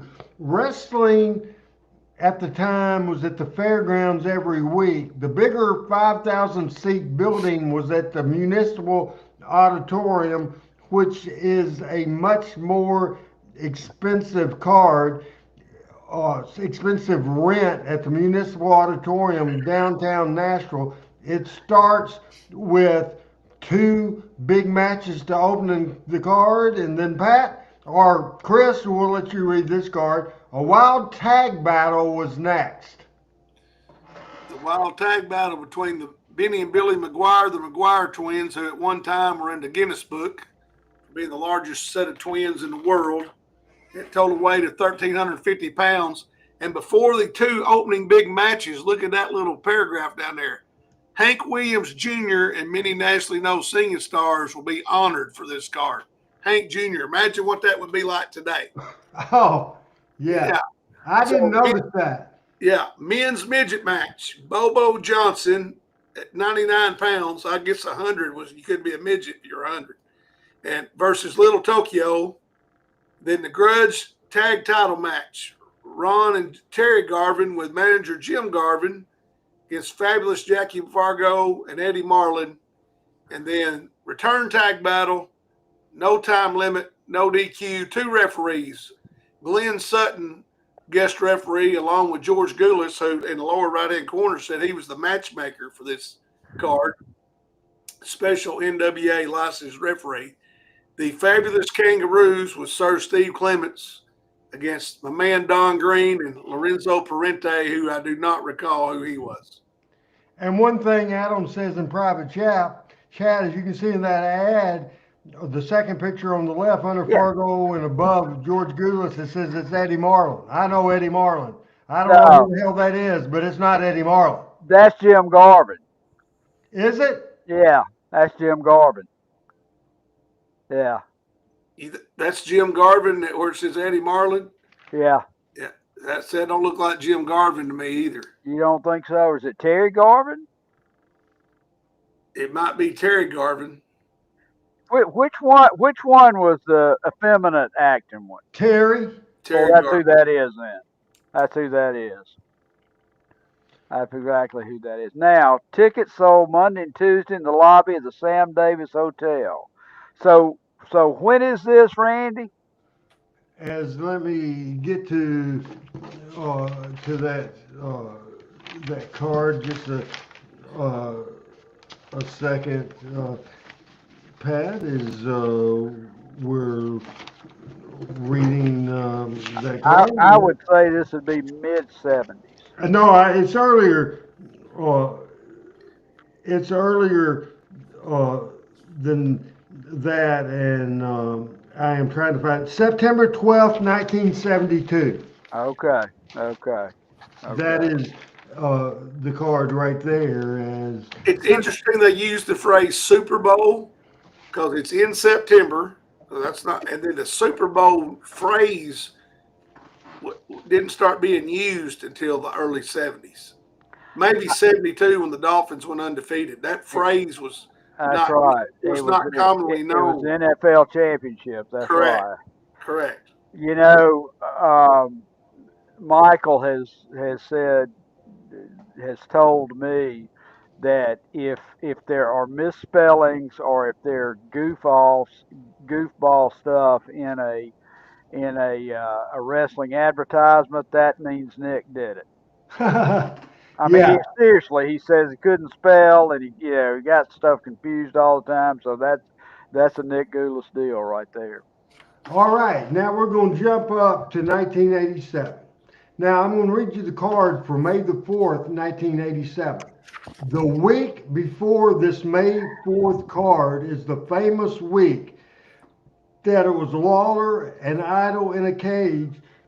Tommy Rich came from underneath the cage we saw a few weeks ago, and Lawler had his hair shaved. That was on the week before May the 4th. Now, this May 4th card of 1987, it drew 9,000 people based off that heat. And here is that card. It's Billy Travis against Mr. Hilo, Mark Starr against Goliath, Jack Hart against Alan West, Mr. Shima, which was Akio Soto against JT Southern. Then, listen to this, AWA World Tag Team Championship, Pat Tanaka and Paul Diamond against Shawn Michaels and Marty Jannetty, May the 4th, 1987, Memphis, Tennessee. We have a new member here, JP, watching here, and he sees all kinds of talent came through Memphis, Tennessee as an early Marty Jannetty and an early Shawn Michaels, and they were in a tag team championship match. Then came a Southern Tag Team Championship. Chick Donovan and Jack Hart against Rocky Johnson and So Train Jones. So Train Jones later became the second of Virgil, or second of Ted DiBiase. He was Virgil in the WWF. Then came a AWA World Title match, Nick Bockwinkel against Jeff Jarrett. Now, Lawler had the match scheduled, they explained, but Lawler was hurt, so Lawler recommended Jeff getting his first world title match, and that was Jeff's first championship, was not the last match, because the heat Idol and Rich had got over the hair shaving. It was Dundee and Rocky Johnson. Rocky worked twice because I forgot what partner that they had Dundee booked with, but it wasn't Rocky, and that was a substitution. But that's that card, and this video is 20 minutes and 55 seconds. And before we get to that video, here's Pat Trammell. Which two wrestlers on that card are still actively wrestling today? I got to look at the card. Chick.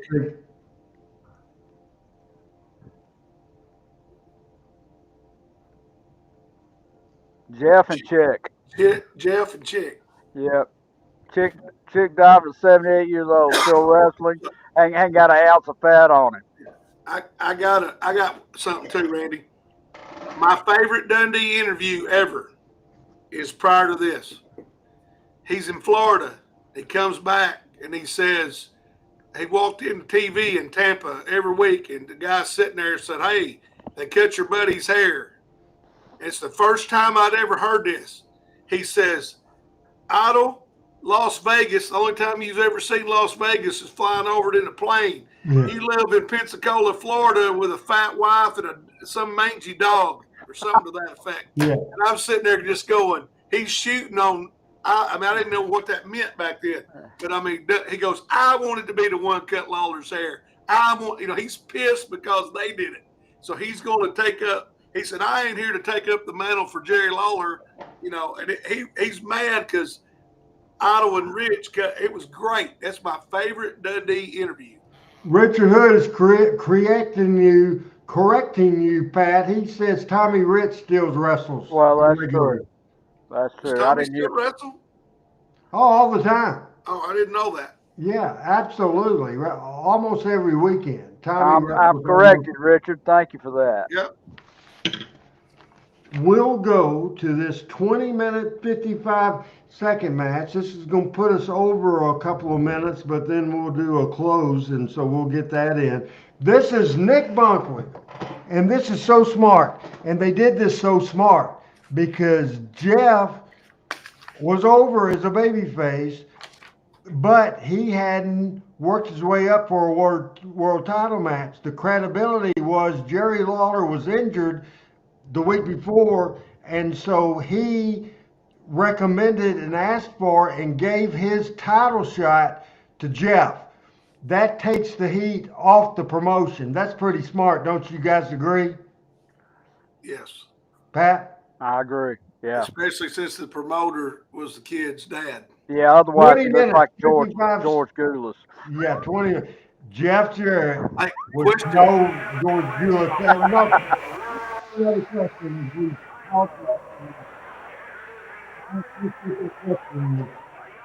RH. Okay. Anyway, it drew 9,000. Is this the biggest crowd until Monday Night Memories at this point? This is 87. No. When Lawler came back, Okay. it drew more. Okay. And this is just a veteran against the young guy, the veteran trying to take advantage. This tells you how good Jeff Jarrett is, because this is not the Tennessee style. And this is 6 years after the first match we watched today, because this was in 1986 as we pick up the sound for this. Jeff was like a good basketball player, wasn't he, Randy? He's a good athlete. Yes.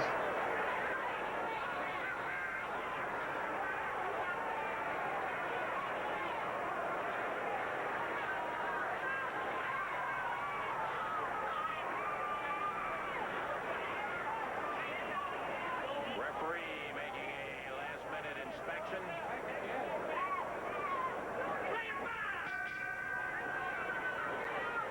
Nick Bockwinkel calls for the bell, and we're off and running. This is, if I ever heard a real-life Rocky Balboa. September 24th version of Talking Memphis Wrestling. Randy Hills and Pat Trammell and Chris Ellis with you today for Talking Memphis Wrestling. We'll be back next Tuesday.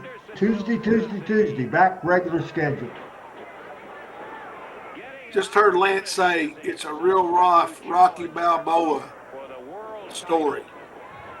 What I always say about Lance giving it credibility, he's promoting Jeff as Rocky versus Apollo Creed. Right. Relating it to that's an awesome analogy. By winning the AWA Southern Heavyweight title, that Lawler and Bockwinkel have had some of those classic matches.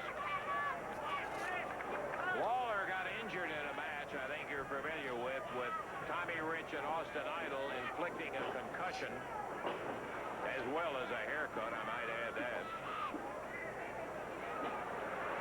Lawler himself called the championship committee and requested that rather than Bockwinkel pick up a free night, if they would consider Jarrett, though he was not ranked as a heavyweight challenger, as a substitute. ultimately, after a couple of calls, the championship committee did agree, and Bockwinkel just slammed the young fella in the middle of the ring. It'll be interesting to see. There's not a whole lot of money backing Jeff Jarrett. I don't mean to belittle his opportunity, but the truth of the matter is, Bockwinkel, 4 times the world heavyweight champion. Boy, he's met and defeated the very best in the world for a number What Nick weigh? About 250? 255 maybe. And Jeff was what, 200, 205 right here? Oh, I bet right there he's 180. That's what I was thinking. I knew he was skinny. If you happen to think he is just totally cocky, look at Jarrett. He's using what he's got to, that speed over the top. Flying press, and he gets Nick off his feet. Well, there's the first accomplishment. He surprised Bockwinkel. Bockwinkel, I can assure you, is going to be surprised. Being Jeff's age, he'd been about 21 right here. He and I are the same age. He had to be nervous. Oh, yeah. I mean, he had to be.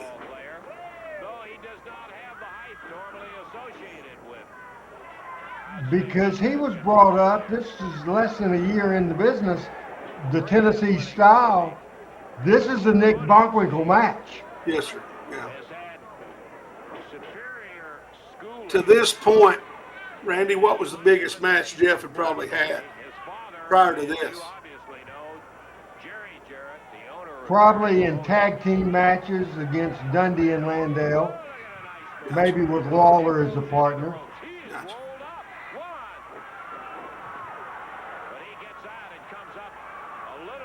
I just think it says a lot for Jeff's talent and ability to step up to that level, without no experience doing that and going for this amount of time and so forth. Pat, you've heard a lot of stuff about George Goulas. Did you ever hear that kind of negativity about Jeff? No. Because he was an athlete. He wasn't the biggest guy in the world, but he's an athlete. Yeah. And he got bigger. Yeah. And and two, he had somebody at the house who could show him how to wrestle, and not only that, I mean, he's surrounded. I mean, Nick did George, who by all accounts is a nice guy. And Nick did him a very much a disservice. Nick trying to use that superior weight advantage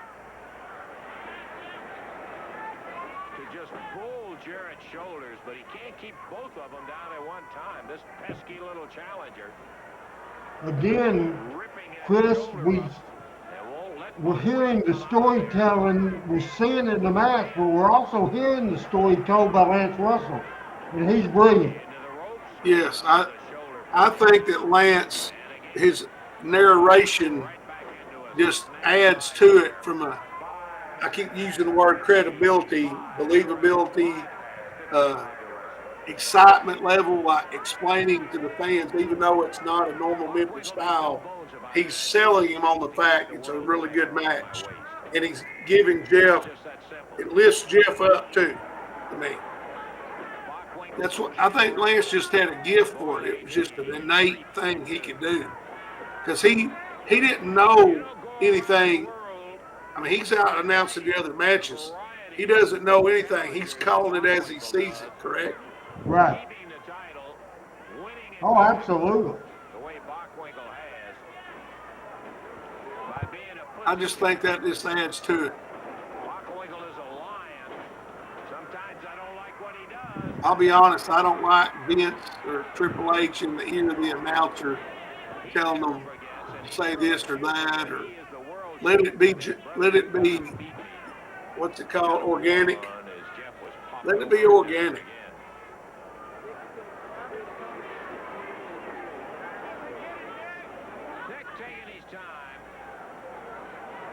I can't imagine that Eddie or Jared or anybody told Lance what to say, did they? There's a way I talked to Lance and talked to Dave and Jerry Garrett.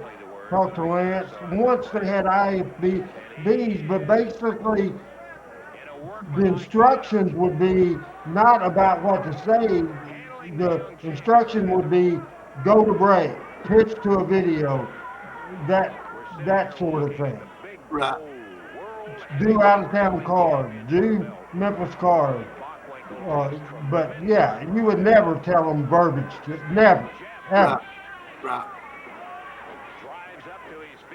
Well, I've read Jim Ross's book, and he'll say that Vince said this in his ear, and other announcers that worked for Vince have said that.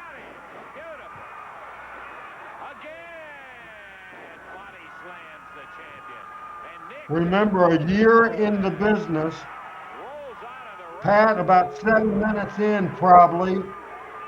How do you think Jeff's doing for his first world title match? I think he's holding his own athletically, and he's most importantly, when they were on the mat, I thought we were talking about Vince and all. You'd never see that today, but that's telling the story.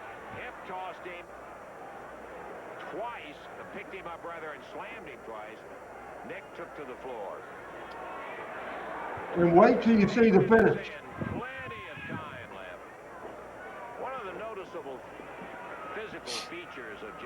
I'll give it away a little bit. It was the right thing to do, for sure. And it wasn't a typical finish involving a top babyface at all. And we'll see that in a minute. As we got about 11 minutes left in this match. So in 87, Jeff's the number 2 babyface, right? Yes. Because Dundee and Landale were 1 and 2 on the heel side. Hello, Jessica. Thanks for watching. Talking Memphis Wrestling on a Sunday. Now, on this card, Rocky Johnson was on the card. Bill Dundee was on the card as a babyface. Dundee just returned. Also, Shawn Michaels and Marty Jannetty on the card, but people didn't know them. The rest of the babyfaces, Billy Travis, Mark Starr, Alan West, J.T. Southern, all underneath talent. Gotcha. I forgot Dundee. I just said that earlier about Dundee came back as a babyface. Yeah. So I'm a year off on that. Adam backstage pointed something out, which you don't see a lot. There's 2 cameras shooting this. Randy West upstairs and Ken Parnell from TV5 downstairs. The business was good, and they invested in a second camera that was a floor camera. Randy's still upstairs. Good point, Adam. Again, just like Lawler wasn't doing the traditional match in the 78 match, Jeff Jarrett's never been in a wrestling match like this, guys, ever. There ain't 10 wrestlers today could do that.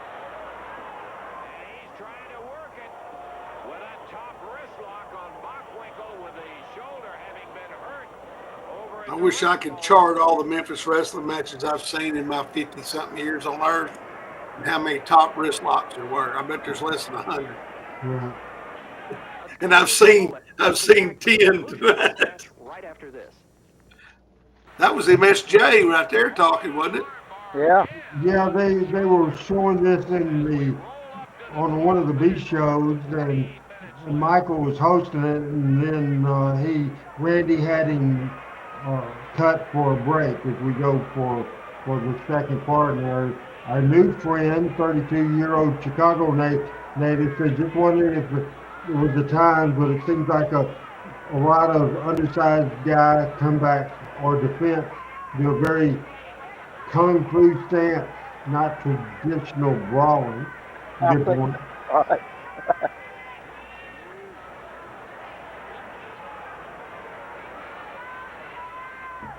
This is certainly not traditional Memphis wrestling, but look at this.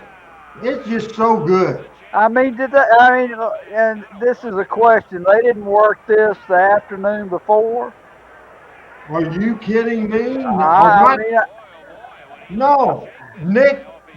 They didn't even talk about it before they went to the ring. isn't that great? You just don't see that now. I've heard Flair talk about getting in late from the airport, and that first time he ever met the guy was in the ring before, Mhm. and they called it in the ring. That's again the art form. And Now look, I can tell you this situation. They could have got together and probably did talk before this matches. Hey, how you doing? I'm Jeff. I'm Nick. Blah blah blah. We'll go out there and have some fun tonight. And Jeff would have said, anything you want to do, just let me know. And Nick said, I'll call in the ring. We'll see what these people want tonight. And you can't really tell. Nick's not telegraphing calling the match, right? No. so Randy talked about inside baseball earlier. So I've always wondered this: how do they know? How do they know to do the arm drag? How does the arm, like Jeff's already leaning back and the arm's coming? Like, how does he know that? Because they don't look like they're not communicating because Nick just came out of the corner. You know what? I'm not real sure on that. Sometimes uh, a heel will be thinking ahead. So when they were on the mat or in a lockup before, then the then it'll set this up. When we get to this point, blah blah blah. Gotcha. You have to be able to remember in the future. Gotcha. So when they were like putting the belt on Nick, his ability to do this and call a match and lead a match, that factors into that. I mean, I know drawing money factors into it too, or probably mainly, but that factors in as well, right? Absolutely. Yes.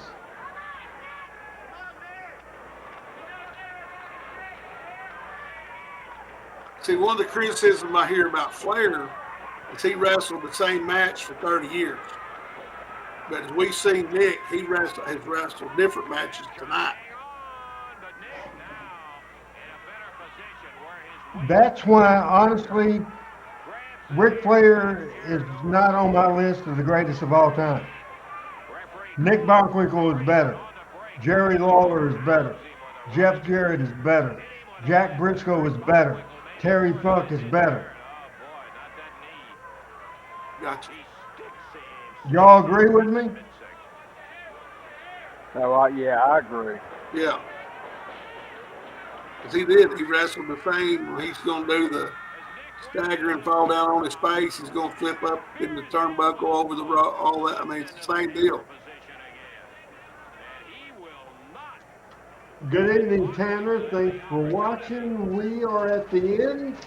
And we got a few more minutes, about 4 minutes left in this match. Jeff Jarrett's world title match. First one he ever had. May 4th, 1987. 9,000 people at the Mid-South Coliseum. Jeff Jarrett against Nick Bockwinkel. Lawler had the match. He was hurt by Tommy Rich and Austin Idol a week before. He called the championship committee and asked to give the shot to Jeff, the veteran Nick Bockwinkel, and Jeff Jarrett. And this is just a tremendous. So I would stay with somebody that's been there for the first of Jeff Jarrett's career and certainly now seeing what he does. This was the biggest match of Jeff Jarrett's career, without a doubt. And he's getting an A, I think, Pat. Oh, I think so too. Yeah, it's been very impressive for a guy that's been in it a year, especially. He's done a good job for somebody who's been in it longer, but for only a year, I'd be curious to know what Nick said to him after the match. Good job, kid. Yeah, that's what I mean. Like his level of, because I think that would be meaningful to you as Jeff. Bockwinkel's a lot older than Flair. Yeah. Bockwinkel passed away in 2015, Yeah, at 80 years old. Yeah, Yeah. 10 years ago. Yeah, he's 15 years older than Flair. But Bockwinkel always looked younger than he was. And now the vicious part of the match, about 2.5 minutes left, and Nick is being vicious and turning it on. This was for the AWA Championship. Suplex. Jarrett over and down. There's a cover by Bockwinkel. Count of one. Jarrett again. Positions himself to kick out. Kind of likes that.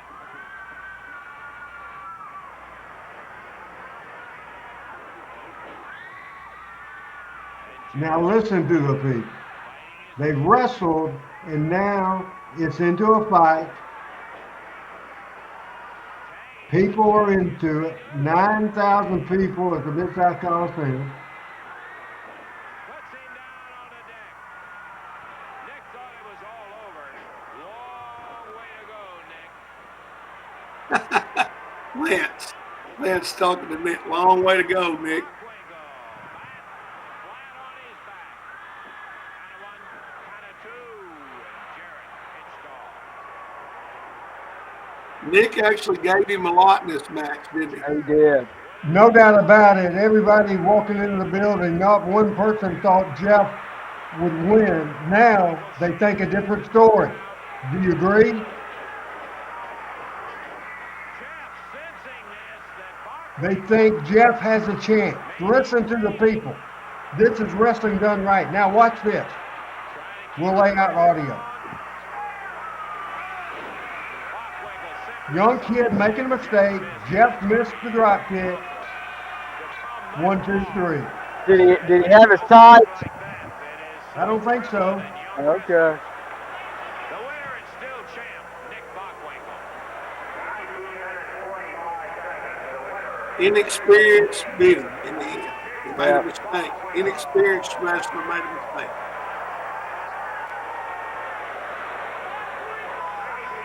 And Jeff got to his feet quicker than Nick got to his feet.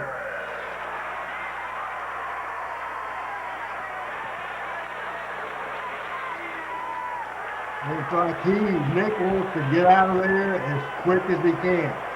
That's a little small thing that Nick leaves before Jeff does. And this is a match that in advance, and as we go full screen with Pat and use his caption, this is a match when we talked a few days ago, Pat, that you really wanted to see. Sometimes when you look forward to stuff and then it happens, you have such high expectations it doesn't hit that. Your comments on this match? Well, I didn't have expectations it was going to be Dundee Lawler 3, but I was curious to see how well Jeff would handle the match and how Bockwinkel would work in him and whether, and I thought a lot about Jeff's size at the time, but I mean it was an absolutely well worked World Championship match. Absolutely. Thank you, JP, for being a Good to see you. first time viewer tonight. We appreciate it. Your comments, Chris, then your last take. Then we'll go with Pat for his last take, and then I'll do my last take and my close. Now, your summary of the match and your last take. Here's Chris. For a one-year guy in the business, I mean, he performed very, very well.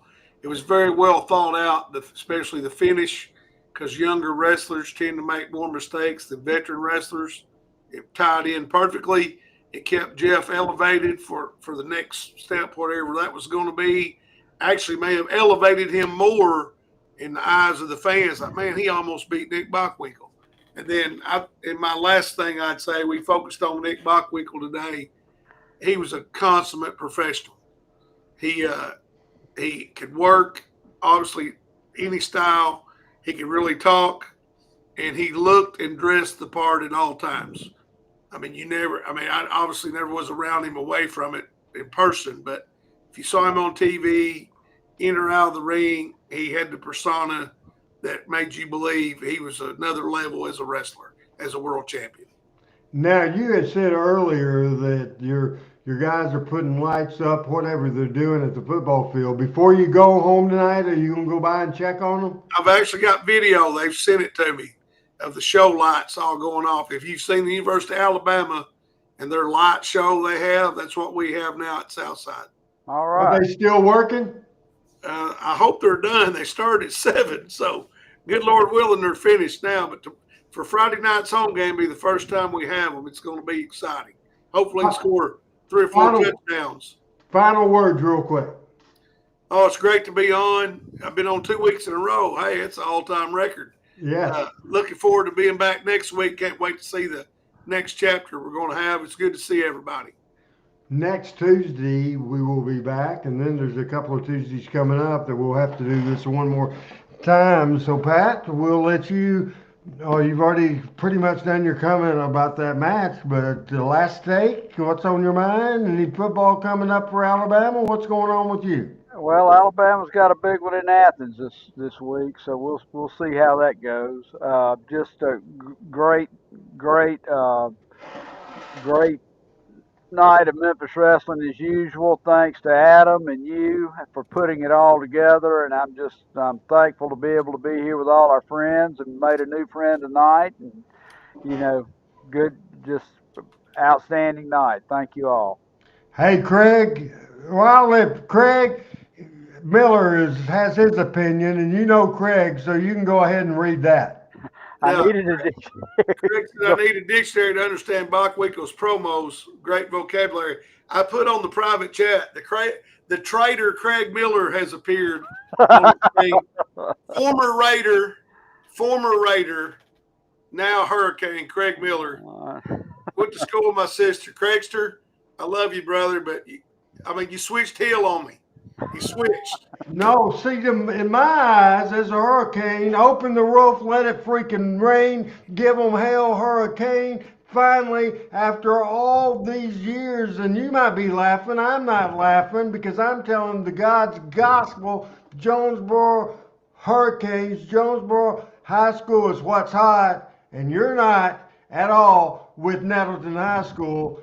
Go JHS, the school in Jonesboro, Arkansas. Hood, Pat, we're getting now controversy. Richard Hood is saying, yeah, of course, Craig, even though you started being my tag team partner at Hurricane Volleyball, you showed up 2 weeks and understood that it's a non-paid gig for me, and you thought I'd give money out of my pocket for you, and I didn't, so you don't show back up. I'm a little hot at you, but I'm doing just fine by myself. Now, for sure, we love you too, by the way. And Richard says, Pat, go UGA, and I'm sure you differ in that opinion.